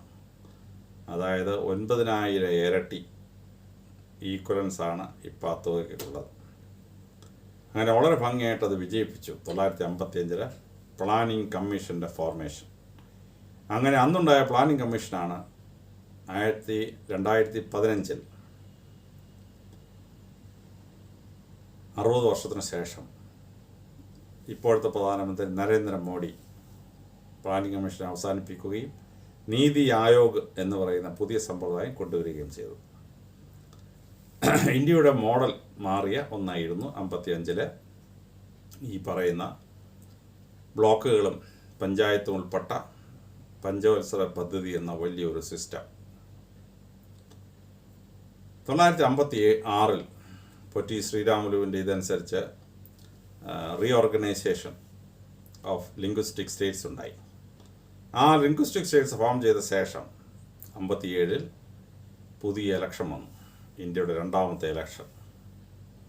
ആ ഇലക്ഷനിലും പണ്ഡിറ്റ് ജവഹർലാൽ നെഹ്റു 3-2 ഭൂരിപക്ഷത്തോടെ ഭരണത്തിൽ വന്നു. അദ്ദേഹം 3-2 ഭൂരിപക്ഷത്തോടെ ഭരണത്തിൽ വന്നപ്പോൾ ഇന്ത്യ മുഴുവൻ ഒഴുകിയ ഒഴുക്കിനെതിരായി കേരളം ഒഴുകി. ലിംഗ്വിസ്റ്റിക് സ്റ്റേറ്റ്സ് ഉണ്ടായപ്പോൾ കമ്മ്യൂണിസ്റ്റ് പാർട്ടിക്ക് നല്ല ബലമുണ്ടായിരുന്ന മലബാർ മേഖല കേരളത്തിൻ്റെ ഭാഗമായിട്ട് വന്നു. കോൺഗ്രസിന് നല്ല കുത്തുകയുണ്ടായിരുന്ന കന്യാകുമാരി ജില്ല തമിഴ്നാട്ടിൽ പോയി. പാലക്കാട് എന്ന് പറയുന്ന കാർഷിക വ്യവസ്ഥയിൽ വളരെ ഭംഗിയായിട്ടുള്ള സംസ്ഥാനം കേരളത്തിൻ്റെ ഭാഗത്ത് വന്നു. ഇപ്പോൾ കമ്മ്യൂണിസ്റ്റുകൾക്ക് ഭൂരിപക്ഷമുള്ള മലബാർ മേഖലയും തെക്ക് കമ്മ്യൂണിസ്റ്റുകൾക്ക് ഭൂരിപക്ഷമുള്ള ആലപ്പുഴ ഉൾപ്പെട്ട പ്രദേശങ്ങളും കേരളത്തിൻ്റെ ഭാഗമായപ്പോൾ 57 ഇലക്ഷനിൽ കേരളത്തിൽ ഇലക്ഷനിലൂടെ അധികാരത്തിൽ വന്ന കമ്മ്യൂണിസ്റ്റ് ഗവൺമെൻറ് ഉണ്ടായി. 128 സീറ്റായിരുന്നു. ഭൂരിപക്ഷത്തിന് 65 സീറ്റ് വേണം. കമ്മ്യൂണിസ്റ്റ് പാർട്ടിക്ക് 60 സീറ്റേ കിട്ടിയുള്ളൂ. പക്ഷേ കമ്മ്യൂണിസ്റ്റ് പാർട്ടിയുടെ സപ്പോർട്ടിൽ ജയിച്ച 5 സ്വതന്ത്രന്മാർ അവരുടെയും കൂടി സപ്പോർട്ടോടുകൂടി 65 സീറ്റുള്ള 65 സീറ്റ് സപ്പോർട്ടുള്ള ഒരു ഗവൺമെൻറ് ഉണ്ടായി. EMS നമ്പൂതിരിപ്പാടിൻ്റെ നേതൃത്വത്തിൽ. പലരും പറയും ഇലക്ഷനിലൂടെ ഭരണത്തിൽ വന്ന ആദ്യത്തെ ഗവൺമെൻറ്റാണ്. ഇലക്ഷനിലൂടെ ഭരണത്തിൽ ആദ്യത്തെ ഗവൺമെൻറ് ഇതല്ല. ഇലക്ഷനിലൂടെ ആദ്യം ഭരണത്തിൽ വന്ന 1936 സ്പെയിനിലാണ് കമ്മ്യൂണിസ്റ്റ് പാർട്ടി ആദ്യം ഭരണത്തിൽ വന്നത്. ആ ഗവൺമെൻറ്റിനെ അട്ടിമറിക്കാൻ വേണ്ടിയാണ് ഫ്രാൻസിസ്കോ ഫ്രാങ്കോയെ ഉപയോഗിച്ച് ഹിറ്റ്ലറും മുസോളിനിയും കൂടെ കൂടി അവിടെ വിപ്ലവം ഉണ്ടാക്കി കമ്മ്യൂണിസ്റ്റായ പ്രസിദ്ധനായ നാടകകൃത്തായിരുന്ന ഗാർഷ്യ ലോർക്കായെയൊക്കെ വെടിവെച്ച് കൊന്ന് അവിടെ പിടിച്ചെടുത്തത്. കമ്മ്യൂണിസ്റ്റുകാർ അതിനു മുമ്പ് ഇതുപോലെ ഭരണത്തിൽ വന്നായിരുന്നു പാരീസ് കമ്മ്യൂൺ എന്ന് പറഞ്ഞ് 1871 ഫ്രാൻസിൻ്റെ തലസ്ഥാനമായ പാരീസ്. പക്ഷേ ബാക്കിയുള്ളിടത്തൊക്കെ വിപ്ലവത്തിലൂടെയാണ് കമ്മ്യൂണിസ്റ്റ് പാർട്ടി ഭരണത്തിൽ വന്നത്. അപ്പോൾ ലോകചരിത്രം എടുത്താൽ രണ്ടാമതാണ്. പക്ഷേ ഏഷ്യയുടെ ചരിത്രം എടുക്കുമ്പോൾ ഇലക്ഷനിലൂടെ ഭരണത്തിൽ വന്ന ആദ്യത്തെ കമ്മ്യൂണിസ്റ്റ് ഗവൺമെൻറ്റാണ് EMS നമ്പൂതിരിപ്പാടിൻ്റെ ഗവൺമെൻറ്. ബാക്കിയുള്ള സംസ്ഥാനങ്ങൾക്ക് കോൺഗ്രസ് പാർട്ടിയുടെ കൂടെ നിന്നു. അങ്ങനെ കോൺഗ്രസ് പാർട്ടിയുടെ കൂടെ നിന്ന് 57 രണ്ടാമത്തെ പാർലമെൻറ്റ് ഇലക്ഷന് ശേഷം നെഹ്റുവിൻ്റെ ഗവൺമെൻറ് ഇൻഡസ്ട്രി എന്ന് പറയുന്ന അത് കേന്ദ്രീകൃതമാക്കി പുതിയ പഞ്ചവത്സര പദ്ധതി ഉണ്ടാക്കി. ഈ സമയത്ത് പണ്ഡിറ്റ് ജവഹർലാൽ നെഹ്റു ചെയ്ത വലിയൊരു കാര്യമാണ് ഡാമുകൾ സൃഷ്ടിച്ച് ഇറിഗേഷൻ സിസ്റ്റം ഇമ്പ്രൂവ് ചെയ്ത് കേരളത്തിൻ്റെ ഇന്ത്യയുടെ കാർഷിക വ്യവസ്ഥ നന്നാക്കാനായി ശ്രമിച്ചു. അവിടെയാണ് ഭക്ര, നങ്കൽ തുടങ്ങിയ വലിയ ഡാമുകൾ പണിഞ്ഞത്. ആ ഡാമുകൾ ഉദ്ഘാടനം ചെയ്തുകൊണ്ട് പണ്ഡിറ്റ് ജവഹർലാൽ നെഹ്റു പറഞ്ഞു, ഭക്രയും നങ്കലും ഒക്കെ ടെമ്പിൾസ് ഓഫ് മോഡേൺ ഇന്ത്യ, പുതിയ ഇന്ത്യയുടെ ക്ഷേത്രങ്ങളാണ് ഭക്രയും നങ്കലും. ഹിരാക്കുഡ് എന്ന വലിയ ഡാം ഒറീസയിലുണ്ടാക്കി വരൾച്ച കൊണ്ട് ബുദ്ധിമുട്ടിയിരുന്ന ഒറീസയെ സമ്പൽ സമൃദ്ധമാക്കി മാറ്റാനുള്ള വലിയ പദ്ധതിയായിരുന്നു. ബംഗാൾ സോറോ എന്നായിരുന്നു ദാമോദർ നദിയെ വിളിച്ചിരുന്നത്. ആ ബംഗാൾ സോറോയെ പരിഹരിച്ചു. അപ്പോൾ ഇന്ത്യയിലെ ഡാമുകളൊക്കെ പണിയുമ്പോൾ ഒരു ഹരിജൻ ബാലികയെ പിടിച്ചുകൊണ്ട് വന്നിട്ട് അവളെ കൊന്ന് കുഴിച്ചിട്ടിട്ട് അതിൻ്റെ മുകളിലാണ് ഡാം പണിയുന്നത്. ഫൗണ്ടേഷൻ സ്റ്റോണിൻ്റെ താഴെ ഒരു SC/ST വിഭാഗത്തിൽപ്പെട്ട ഒരു പെൺകുട്ടിയാണ് ബലി കൊടുക്കേണ്ടത്. ഒറീസയിലെ ഈ ഉദ്ഘാടനത്തിൽ വരുന്ന പണ്ഡിറ്റ് ജവഹർലാൽ നെഹ്റു തറക്കല്ലിടുന്നതിന് മുമ്പ് ഈ പെൺകുട്ടിയെ കൊന്ന് കുഴിച്ചിട്ടിട്ട് അതിൻ്റെ മുകളിൽ ഇത് തയ്യാറാക്കിയിട്ടാണ് ഫൗണ്ടേഷനോടാണ് റെഡിയാക്കി വെച്ചിരുന്നത്. നെഹ്റു എങ്ങനെ വിവരം അറിഞ്ഞു ഒരു പെൺകുട്ടി ഇങ്ങനെ കൊല ചെയ്യാൻ പോകുന്നു? അദ്ദേഹം അന്നത്തെ ഒറീസയുടെ മുഖ്യമന്ത്രിയായിരുന്ന ബിജു പട്നായിക്കിനെ വിളിച്ചു. ആ ബിജു പട്നായിക്കിൻ്റെ മകനാണ് ഇപ്പോഴത്തെ പ്രധാന മുഖ്യമന്ത്രി നവീൻ പട്നായിക്. അദ്ദേഹത്തോട് പറഞ്ഞു, ഇങ്ങനെ ഒരു വിവരം കേൾക്കുന്നു, ആ പെൺകുട്ടി എവിടെ ഉണ്ടെന്ന് കണ്ടുപിടിക്കാൻ പറഞ്ഞു. ഇങ്ങനെ ബിജു പട്നായിക് ആ പെൺകുട്ടിയെ കണ്ടെത്തി. എന്നിട്ട് പണ്ഡിറ്റ് ജവഹർലാൽ നെഹ്റു ഗസ്റ്റ് ഹൗസിൽ വന്നപ്പം ആ പെൺകുട്ടിയെ കൊണ്ടുവന്നു. പ്രധാനമന്ത്രി, ഈ കുട്ടിയാണ് നാളെ ബലി കൊടുത്തിട്ട് അതിൻ്റെ മുകളിലാണ് അങ്ങ് കല്ലിടാൻ വെച്ചിരുന്നത്. നെഹ്റു പറഞ്ഞു, ആ പെൺകുട്ടിയും കൂടെ എൻ്റെ കാറെ കയറ്റാൻ പറഞ്ഞു. പ്രധാനമന്ത്രിയോടൊപ്പം ആ പെൺകുട്ടിയെ ഹിരാക്കുഡിൻ്റെ അവിടെ കൊണ്ടുവന്നു. എന്നിട്ട് നെഹ്റു പറഞ്ഞു, ഈ ഡാം ഉദ്ഘാടനം ചെയ്യാൻ വന്ന് ഈ പെൺകുട്ടിയാണെന്ന്. ആ ബലി കൊടുക്കാൻ പോയി SC/ST പെൺകുട്ടിയെ കൊണ്ടാണ് സ്വിച്ച് ഓൺ കർമ്മം പണ്ഡിറ്റ് ജവഹർലാൽ നെഹ്റു നിർവഹിച്ചത്, ഹിരാക്കുഡ് ഡാം. അങ്ങനെ അഗ്രികൾച്ചറൽ ഡെവലപ്മെൻറ്റും ഇൻഡസ്ട്രിയൽ ഡെവലപ്മെൻറ്റും വളരെ ഭംഗിയായിട്ട് പണ്ഡിറ്റ് ജവഹർലാൽ നെഹ്റു കൊണ്ടുവന്നു. ഈ സമയത്താണ് വളരെ കൃത്യമായ അടുത്ത പദ്ധതി പണ്ഡിറ്റ് ജവഹർലാൽ നെഹ്റു ആവിഷ്കരിച്ചത്. അതെന്താണെന്ന് ചോദിച്ചാൽ, പോർച്ചുഗീസിൻ്റെ അധികാരമുള്ള ഏരിയ അവർ ഞങ്ങളുടെ സാമ്രാജ്യത്തിൻ്റെ ഭാഗമാണ്, ഞങ്ങൾ വിട്ടു പോകില്ല എന്ന് പറഞ്ഞാൽ അവർ ബഹളം ഉണ്ടാക്കി. ആഫ്രിക്കയിൽ അവർ ഇതേ തന്ത്രം എടുത്തു. അങ്കോളയും മൊസാംബിക്കും ഞങ്ങൾ വിട്ടുതരത്തില്ല, ഞങ്ങളുടെ സാമ്രാജ്യത്തിൻ്റെ ഭാഗമാണെന്ന് പറഞ്ഞു. അവിടെ എല്ലാം വിപ്ലവം പൊട്ടിപ്പുറപ്പെട്ടു. വിപ്ലവത്തിലൂടെയാണ് പോർച്ചുഗീസുകാർ അവിടെ നിന്ന് ഓടിച്ചത്. പണ്ഡിറ്റ് ജവഹർലാൽ നെഹ്റു റിക്വസ്റ്റ് ചെയ്തു, പോർച്ചുഗൽ റിഫ്യൂസ് ചെയ്തു. പണ്ഡിറ്റ് ജവഹർലാൽ നെഹ്റുവിൻ്റെ അന്നത്തെ സൈന്യത്തിൻ്റെ പ്രതിരോധ മന്ത്രി മലയാളിയായ VK കൃഷ്ണമേനോനായിരുന്നു. VK കൃഷ്ണമേനോൻ പറഞ്ഞു, ഇന്ത്യൻ ആർമി ഗോവയെ വളയാൻ പറഞ്ഞു.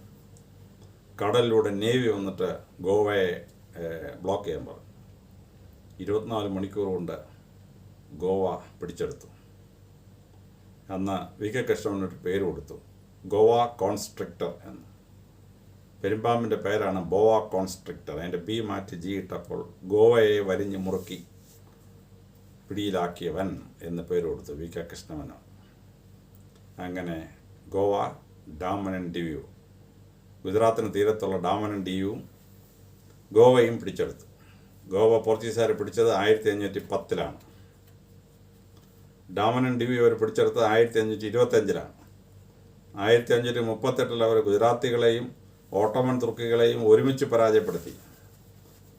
എന്നിട്ട് ഡിയു കൈക്കലാക്കിയതാണ്. 1538 തൊട്ട് 1961 വരെ അപങ്കുരം കൈവശം വെച്ചുകൊണ്ടിരുന്ന ഭൂമി ഇന്ത്യൻ സൈന്യം ബലം പ്രയോഗിച്ച് പിടിച്ചടക്കി. പോർച്ചുഗീസുകാരെ ഇവിടുന്ന് കെട്ടിച്ചു. അപ്പോൾ സ്വാതന്ത്ര്യം കിട്ടിയ സമയത്ത് സെപ്പറേറ്റ് ചെയ്യാൻ പോയ കാശ്മീരിനെ പിടിച്ചെടുത്തു,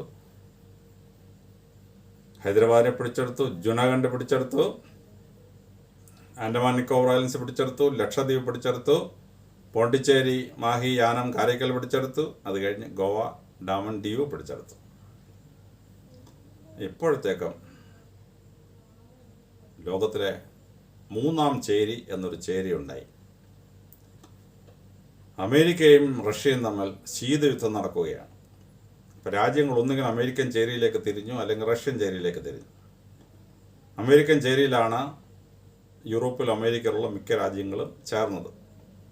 അവർ നാറ്റോ ഉണ്ടാക്കി, സെൻറ്റോ ഉണ്ടാക്കി, സീറ്റോ ഉണ്ടാക്കി. റഷ്യയോടൊപ്പം ചേർന്നു Eastern Europe, Poland, Romania, Czechoslovakia തുടങ്ങിയ രാജ്യങ്ങളെല്ലാം റഷ്യയുടെ സൈഡിലായി. China, North Vietnam, northern Korea, Laos, Cambodia ഇവരൊക്കെ റഷ്യൻ ചേരിയിൽ ചേർന്നു. അപ്പോൾ ഇതിൻ്റെ മധ്യത്തിലൂടെ ഒരു ചേരിചേരാ പ്രസ്ഥാനം, നോൺ കോപ്പറേഷൻ മൂവ്മെൻറ്റ് ഉണ്ടാക്കാൻ പണ്ഡിറ്റ് ജവഹർലാൽ നെഹ്റു തീരുമാനിച്ചു. അങ്ങനെ പണ്ഡിറ്റ് ജവഹർലാൽ നെഹ്റു തീരുമാനിച്ചു കഴിഞ്ഞപ്പോൾ ചൈന ഈ ചേരിയോടൊപ്പം ചേരാനായിട്ട് തുടങ്ങി. അപ്പോൾ ആഫ്രോ ഏഷ്യൻ രാജ്യങ്ങൾ ഇന്ത്യയോടൊപ്പം നിന്നു.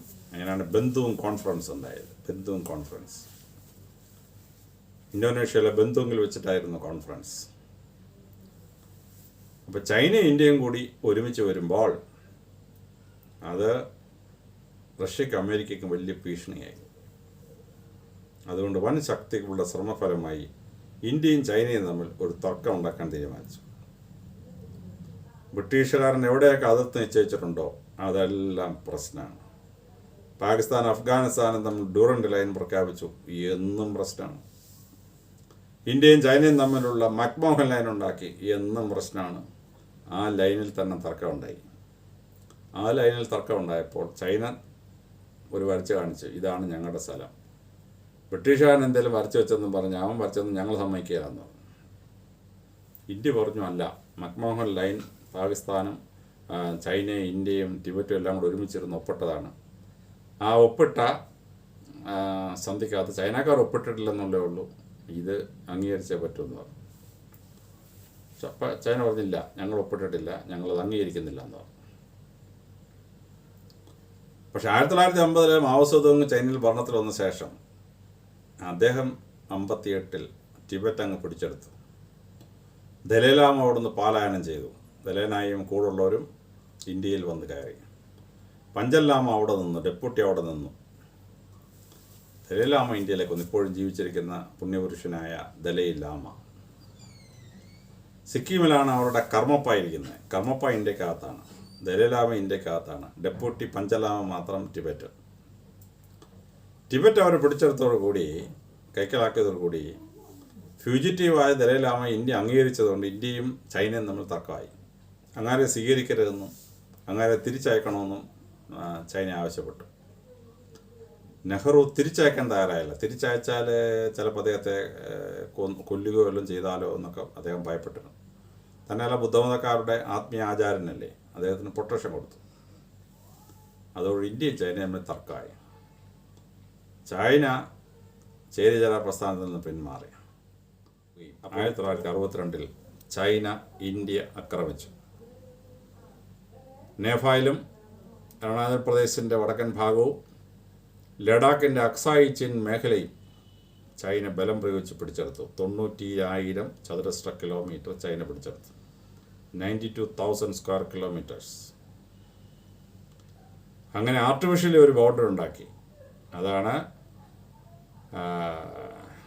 Line of actual control, LAC എന്ന് പറയുന്നത്. പട്ടാളം ഗാർഡ് നിൽക്കുന്ന സ്ഥലം. അവിടെ വീണ്ടും തർക്കം ഉണ്ടായതാണ്. ഇപ്പോൾ അമേരിക്ക ഇടപെട്ട് പരിഹരിക്കാമെന്ന് അമേരിക്ക പറഞ്ഞെങ്കിൽ ഇടപെടണ്ടെന്ന് നമ്മൾ പറഞ്ഞ ശേഷം ഇന്ത്യയുടെ 24 സൈനികർ ബലി കൊടുത്ത് പിടിച്ചു നിൽക്കുന്ന ഏരിയ ആ തർക്കത്തിലാണ്. 62 ഈ യുദ്ധം വല്ലാത്ത ഒരു പതനത്തിൽ എത്തിച്ചു ഇന്ത്യയെ. 2 സംഭവങ്ങളുണ്ടായി. ഒന്ന്, ഇന്ത്യയുടെ സൈന്യത്തിൻ്റെ ബലഹീനത ലോകത്ത് അറിയപ്പെട്ടു. 24 ദിവസം കൊണ്ടൊരു ചൈന എങ്ങനെ ഇന്ത്യൻ സൈന്യത്തെ പരാജയപ്പെടുത്തി?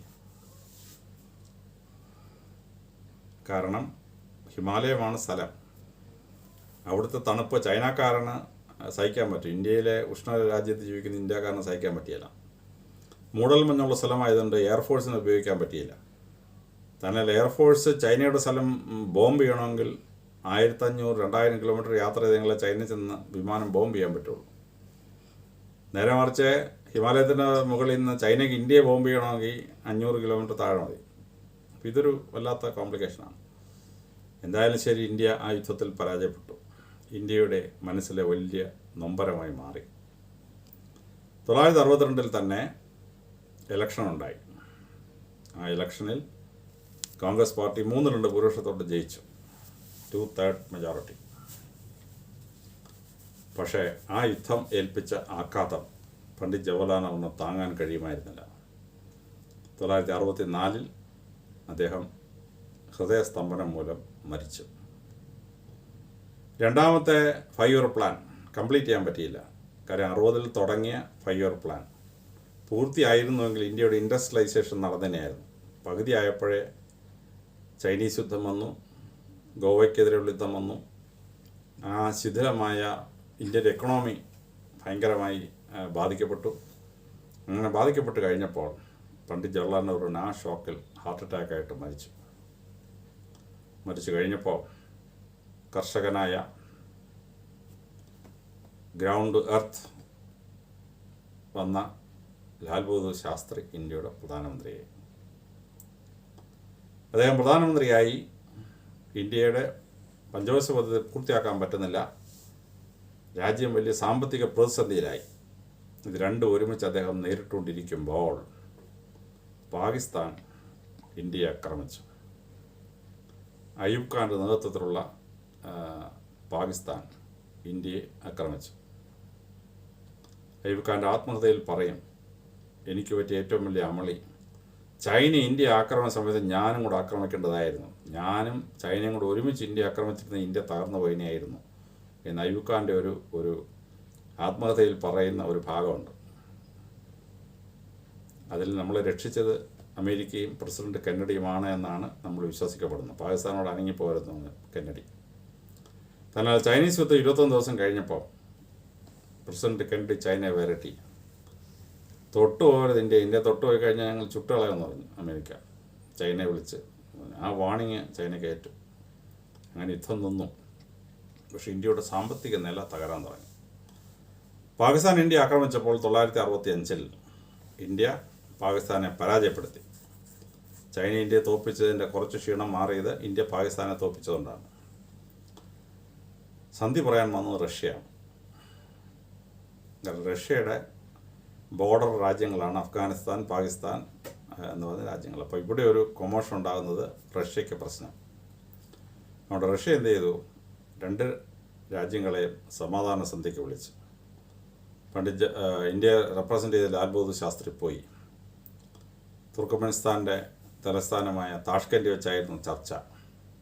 താഷ്കൻഡിലെ ചർച്ചയ്ക്ക് ശേഷം ഇന്ത്യ പിടിച്ചെടുത്ത സ്ഥലങ്ങൾ സ്വമേധയാ വിട്ടുകൊടുക്കുന്ന ഒരു എഗ്രിമെൻ്റ് ശാസ്ത്രി ഉണ്ടാക്കി.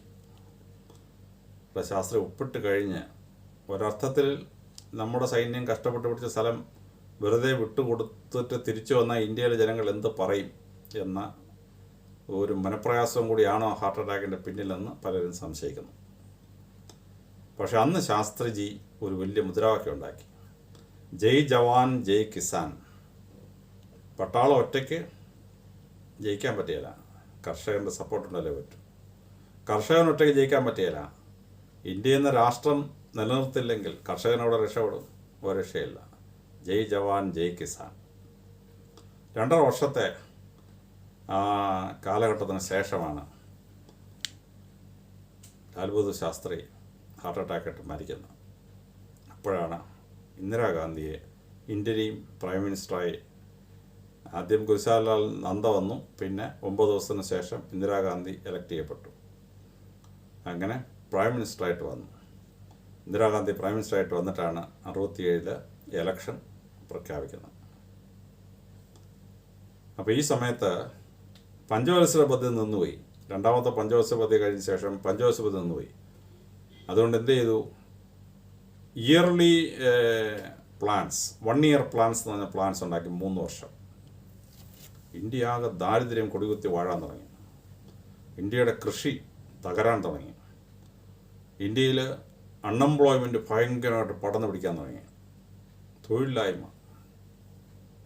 അന്ന് വളരെ പോപ്പുലറായ ഒരു പാട്ടുണ്ടായിരുന്നു, ഭൂമിയിലെവിടെ ചെന്നാലും നോ വേക്കൻസി. കാരണം തൊഴിലില്ലായ്മ കൊടികുത്തി വാഴുന്ന കാരണം ജനങ്ങൾക്ക് ജോലിയില്ല, കൃഷി തകർന്നു, സാമ്പത്തിക സ്ഥിതി അപകടത്തിലായി. അങ്ങനെ 1 ഇയർ പ്ലാൻസ് 3 എണ്ണം കഴിഞ്ഞവരോട് ഇന്ത്യയുടെ അവസ്ഥ പരിതാപകരമായി. ആ സമയത്താണ് ഇലക്ഷൻ വന്നത് 67. ആ ഇലക്ഷനിൽ 3 ഭൂരിപക്ഷം ഉണ്ടായിരുന്ന കോൺഗ്രസ് പാർട്ടിക്ക് 269 സീറ്റേ കിട്ടിയുള്ളൂ. ഭരിക്കണമെങ്കിൽ 271 സീറ്റുണ്ട്. 2 സീറ്റിൻ്റെ ഷോർട്ടുണ്ട് ഭരിക്കാനായിട്ട്. അന്ന് കോൺഗ്രസിനെ 2 പാർട്ടികൾ സപ്പോർട്ട് ചെയ്തു. ഒന്ന് DMK തമിഴ്നാട്ടിൽ നിന്ന്, രണ്ടാമത്തത് കമ്മ്യൂണിസ്റ്റ് പാർട്ടി. ഇങ്ങനെ 2 പാർട്ടികൾ സപ്പോർട്ട് ചെയ്തുകൊണ്ട് കോൺഗ്രസ്സിന് ഭരിക്കാൻ പറ്റി. പക്ഷേ ഇന്ദിരാഗാന്ധി ആ ഇന്ത്യയുടെ സിറ്റുവേഷൻ മാറ്റാൻ വേണ്ടി വളരെ കൃത്യമായ ചില പരിപാടികളെടുത്തു. അതിലേറ്റവും ആദ്യത്തെ പരിപാടി എന്ന് പറയുന്നത് ഡീവാലുവേഷൻ ഓഫ് ഇന്ത്യൻ റുപ്പി. അന്ന് $1 4.5 രൂപയായിരുന്നു. $1 4.5 രൂപ ആയിരുന്നത് 7.5 രൂപയായിട്ട് വർദ്ധിപ്പിച്ചു. അതോടുകൂടി ഇന്ത്യയുടെ മാർക്കറ്റ് ഇമ്പോർട്ടിന് കോമ്പറ്റീറ്റീവ് അല്ലാതായി. പക്ഷേ ഇന്ത്യക്കാർക്ക് വിദേശത്തോട്ട് കയറ്റി അയക്കുന്ന സാധനങ്ങൾക്ക് ഇരട്ടിയോളം വില കിട്ടാൻ തുടങ്ങി. ഇന്ത്യയുടെ എക്കണോമി ബിൽഡപ്പ് ചെയ്യാൻ അത് വളരെ സഹായകരമായി. അങ്ങനെ തൊഴിലില്ലായ്മ കുറച്ച് ഇന്ത്യ വീണ്ടും പിടിച്ചു കയറാൻ തുടങ്ങി ഈ ശ്രമഫലമായിട്ട്. അങ്ങനെ ഇരിക്കുമ്പോൾ 1969 കോൺഗ്രസ് പാർട്ടി 2ആയി പിളർന്നു. കോൺഗ്രസ് ഇന്ദിര, കോൺഗ്രായ് എന്നും കോൺഗ്രസ് സംഘടന എന്നുമായിരുന്നു. കോൺഗ്രസ് ഓൾഡ് എന്നും 2ആയി പിളർന്നു. അങ്ങനെ 2ആയി പിളർന്നു കഴിഞ്ഞപ്പം ഭൂരിപക്ഷമില്ല. അപ്പോൾ DMKയും മാർക്സിസ്റ്റ് പാർട്ടിയും സപ്പോർട്ട് ചെയ്തിട്ടാണ് ഇന്ദിരാഗാന്ധിക്ക് ഭരിക്കാൻ പറ്റിയത്. ആ സമയത്ത് ഇന്ദിരാഗാന്ധി ഇന്ത്യക്കൊരു ദിശാബോധം നൽകിക്കൊണ്ട് പ്രസിദ്ധമായ ഒരു മുദ്രാവാക്യം ഉണ്ടാക്കി. അതാണ് ഗരീബി ഹട്ടാവോ. ഇന്ത്യക്ക് ഏറ്റവും ആവശ്യം ഇന്ത്യയുടെ ദാരിദ്ര്യം ഇല്ലാതാക്കുക എന്നുള്ളതാണ്. അതിനുവേണ്ടിയുള്ള പദ്ധതികൾ ആവിഷ്കരിച്ച് മുമ്പേറാൻ തുടങ്ങി. അതിൻ്റെ ഭാഗമായി ഇന്ദിരാഗാന്ധി 2 കാര്യങ്ങൾ ചെയ്തു. അതിലേറ്റവും ആദ്യത്തേതാണ് ബാങ്ക് നാഷണലൈസേഷൻ. ഇന്ത്യയുടെ ബാങ്കിങ് വ്യവസ്ഥ പ്രൈവറ്റുകാരുടെ കയ്യിലായിരുന്നു. ആ 14 ബാങ്കുകളെ നാഷണലൈസ് ചെയ്തു.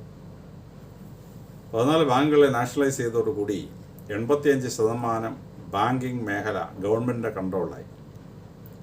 ഗവൺമെൻറ് കൺട്രോളായപ്പോൾ ഗവൺമെൻറ്റിന് റിസ്ക് എടുത്തുകൊണ്ട് ലോൺ കൊടുക്കാനും അങ്ങനെ കൊട്ടേജ് ഇൻഡസ്ട്രീസിനെ ഗ്രാമതലത്തിലുള്ള വ്യവസായങ്ങളെ ശക്തിപ്പെടുത്താനും പറ്റി. അതുപോലെ തന്നെ ഈ നമ്മുടെ ഗ്രൗണ്ട് ലെവൽ ഇൻഫ്രാസ്ട്രക്ചർ ബിൽഡപ്പിന് വ്യക്തികൾക്ക് ലോൺ കൊടുക്കാൻ തുടങ്ങി. അത് വൻതോതിൽ ഇന്ത്യയുടെ സാമ്പത്തിക നില മെച്ചപ്പെടുത്തി. 47 ഇന്ത്യ സ്വതന്ത്രമായപ്പോൾ നാട്ടുരാജ്യങ്ങളെ യോജിപ്പിച്ചപ്പോൾ അവർക്ക് 2 സ്ഥാനങ്ങൾ കൊടുത്തിരുന്നു. ഒന്ന് രാജപ്രമുഖൻ എന്ന സ്ഥാനമാണ്.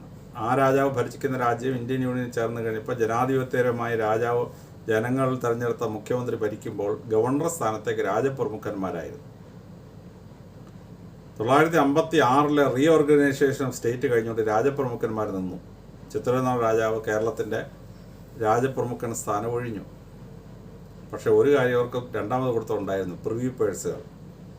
രാജ്യം അവർ രാജ്യത്തിന് ഇന്ത്യക്ക് വിട്ടു തന്നതിനാൽ അവർക്ക് ജീവിക്കാൻ വേണ്ടി ഒരു പെൻഷൻ കൊടുത്തിരുന്നു. അതാണ് പ്രിവി പഴ്സ് എന്ന് പറഞ്ഞത്. അത് കൊടുത്ത കാലത്ത് നല്ലൊരു തുകയായിരുന്നു. പക്ഷേ 71 ആയപ്പോഴേക്കും അതിൻ്റെ മൂല്യം കുറഞ്ഞു. $1 4 രൂപ ആയിരുന്ന കാലത്ത് അതിന് വിലയുണ്ടായിരുന്നു. ഇത് കൊടുക്കുമ്പോൾ ഇന്ത്യ സ്വതന്ത്രമാകുമ്പോൾ $1 2.5 രൂപയായിരുന്നു. അപ്പോൾ 2 രൂപ കണക്കിൽ അത് നല്ല തുകയായിരുന്നു. പക്ഷേ 7.5 രൂപ ആയിട്ട് ഡോളറിന് വില കുറഞ്ഞതോടുകൂടി ഇൻ്റർനാഷണൽ മാർക്കറ്റിൽ അതിൻ്റെ വാല്യൂ വളരെ കുറഞ്ഞു. പക്ഷേ ഉണ്ടായിരുന്ന പ്രിവി പഴ്സ് അങ്ങ് നടപ്പിലാക്കി. അതോടെ 421 നാട്ടുരാജ്യങ്ങളുടെ രാജാക്കന്മാർ സാധാരണ പ്രജകളായി. ഒരുപാട് രാജകൊട്ടാരങ്ങൾ വിൽക്കേണ്ടി വന്നു. പലരും പട്ടിണി പാവങ്ങളായി. ഓഫീസുകളിൽ ക്ലർക്കന്മാരായിട്ട് രാജാക്കന്മാർ വന്ന് ജോലി ചെയ്യുന്നൊരവസ്ഥയുണ്ടായി. പക്ഷേ ബാങ്ക് നാഷണലൈസേഷനും പ്രിവി പഴ്സ് നിർത്തലാക്കിയതും ഗരീബി ഹഠാവോ മുദ്രാവാക്യവും ഇന്ത്യക്ക് വലിയൊരു മാറ്റം വരുത്തിയ സംഭവമാണ്. ആ സമയത്താണ് ബംഗ്ലാദേശ് യുദ്ധം ഉണ്ടായത്. തെരഞ്ഞെടുപ്പിൽ ബംഗ്ലാദേശിൽ അവാമി ലീഗിന് ഭൂരിപക്ഷം കിട്ടി. അപ്പോൾ പാകിസ്ഥാനും അവാമി ലീഗും കൂടെ ഒത്തുചേരുന്ന ബംഗ്ലാദേശ് ഒത്തുചേരുന്നൊരു പാർലമെൻറ്റിൽ അവാമി ലീഗിന് പ്രധാനമന്ത്രി സ്ഥാനം കൊടുത്തേ പറ്റുള്ളൂ. പക്ഷേ പാകിസ്ഥാനിലായിരുന്ന മുജീബുർ റഹ്മാനെ പാകിസ്ഥാൻ അങ്ങ് അറസ്റ്റ് ചെയ്തു. അയ്യൂബ് ഖാൻ്റെ പിൻഗാമിയായി യഹിയ ഖാൻ ആയിരുന്നു പാകിസ്ഥാൻ്റെ പ്രസിഡൻറ്റ്, പട്ടാളഭരണമാണ്.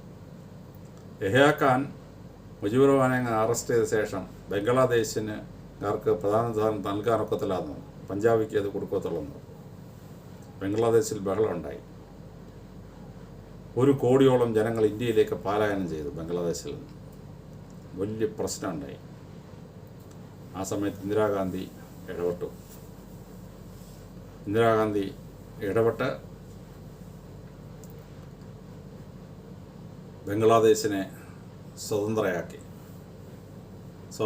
പാകിസ്ഥാനോട് പറഞ്ഞു, മുജീബുർ റഹ്മാനെ വിട്ടയച്ചില്ലെങ്കിൽ ഗുരുതരമായ പ്രത്യാഘാതം ഉണ്ടാകുന്നത്. പാകിസ്ഥാനിലേക്ക് ഇന്ത്യൻ സൈന്യം കയറുമെന്ന് പറഞ്ഞു. അതോടെ മുജീബുർ റഹ്മാനെ വിട്ടയച്ചു. മുജീബുർ റഹ്മാൻ തിരിച്ചു വന്ന് ബംഗ്ലാദേശിന് സ്വാതന്ത്ര്യം പ്രഖ്യാപിച്ചു. അങ്ങനെ ബംഗ്ലാദേശിന് സ്വതന്ത്ര രാജ്യമുണ്ടായി. പാകിസ്ഥാൻ എന്ന രാജ്യം 2ആയി വിഭജിക്കപ്പെട്ടു. പക്ഷേ സിംല എഗ്രിമെൻറ്റിൽ വെച്ചിട്ട് ഭൂട്ടോയും ഇന്ദിരാഗാന്ധിയും കൂടി ഒരു എഗ്രിമെൻ്റ് ഉണ്ടാക്കി. അതനുസരിച്ച് പശ്ചിമ പാകിസ്ഥാൻ്റെ ഏറിയ ഇന്ത്യക്കാർ പിടിച്ചെടുത്തത് വിട്ടുകൊടുത്തു.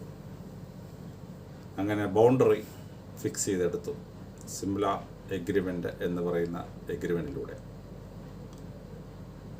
ഇതിനിടയ്ക്കാണ് 1963 മാൽദ്വീപ്സിന് സ്വാതന്ത്ര്യം കൊടുത്തത്. അപ്പോൾ ഒരു സെപ്പറേറ്റ് രാജ്യം അപ്പുറത്ത് ഉണ്ടായി. അപ്പോൾ ഇന്ത്യ സ്വാതന്ത്ര്യം കിട്ടിയപ്പോൾ 11 രാജ്യങ്ങളായിരുന്നു. ആ 11 രാജ്യങ്ങൾ 9 രാജ്യങ്ങളായി ചുരുങ്ങി. കാശ്മീർ ഇന്ത്യയിൽ ലയിച്ചു. ഹൈദരാബാദും ജുനാഗന്ധും ഇന്ത്യയിൽ ലയിച്ചു. പോണ്ടിച്ചേരി ഉൾപ്പെട്ട ഫ്രഞ്ച് മേഖല ഇന്ത്യയിൽ ലയിച്ചു. പോർച്ചുഗൽ ഭരിക്കുന്ന മേഖലകൾ, ഗോവ ഉൾപ്പെടെ മേഖല ഇന്ത്യയിൽ ലയിച്ചു. അങ്ങനെ 3 രാജ്യങ്ങൾ ചുരുങ്ങി. പക്ഷെ അപ്പോൾ 1 രാജ്യം കൂടി, പാകിസ്ഥാൻ 2 രാജ്യമായി. അങ്ങനെ 9 രാജ്യങ്ങളായി നിൽക്കുന്ന ഒരവസ്ഥയുണ്ടായി. 71 ബംഗ്ലാദേശ് യുദ്ധം ജയിച്ചതോടുകൂടി ഇന്ത്യ ഒരു പ്രാദേശിക ശക്തിയായി മാറി. കാര്യം പാകിസ്ഥാനെതിരെ 65 യുദ്ധവും 71 യുദ്ധവും ഇന്ത്യ ജയിച്ചു. ഇന്ത്യയുടെ ഏറ്റവും വലിയ തിളക്കമാർന്ന വിജയമായിരുന്നു ബംഗ്ലാദേശ് യുദ്ധം. ചൈനയുമായിട്ട് മാത്രമേ ഇന്ത്യ തോറ്റുള്ളൂ. അങ്ങനെ പ്രഗത്ഭമായി ഇന്ത്യയെ റീകോൺസ്റ്റിറ്റ്യൂട്ട് ചെയ്യാനുള്ള വലിയ ശ്രമങ്ങളാണ് 71 ശേഷം ഉണ്ടായത്. 1971 ശേഷമുള്ള കൺസോൾട്ടേഷൻ ആൻഡ് റീഓർഗനൈസേഷൻ ഞാൻ അടുത്ത എപ്പിസോഡിൽ പറയുന്നതാണ്.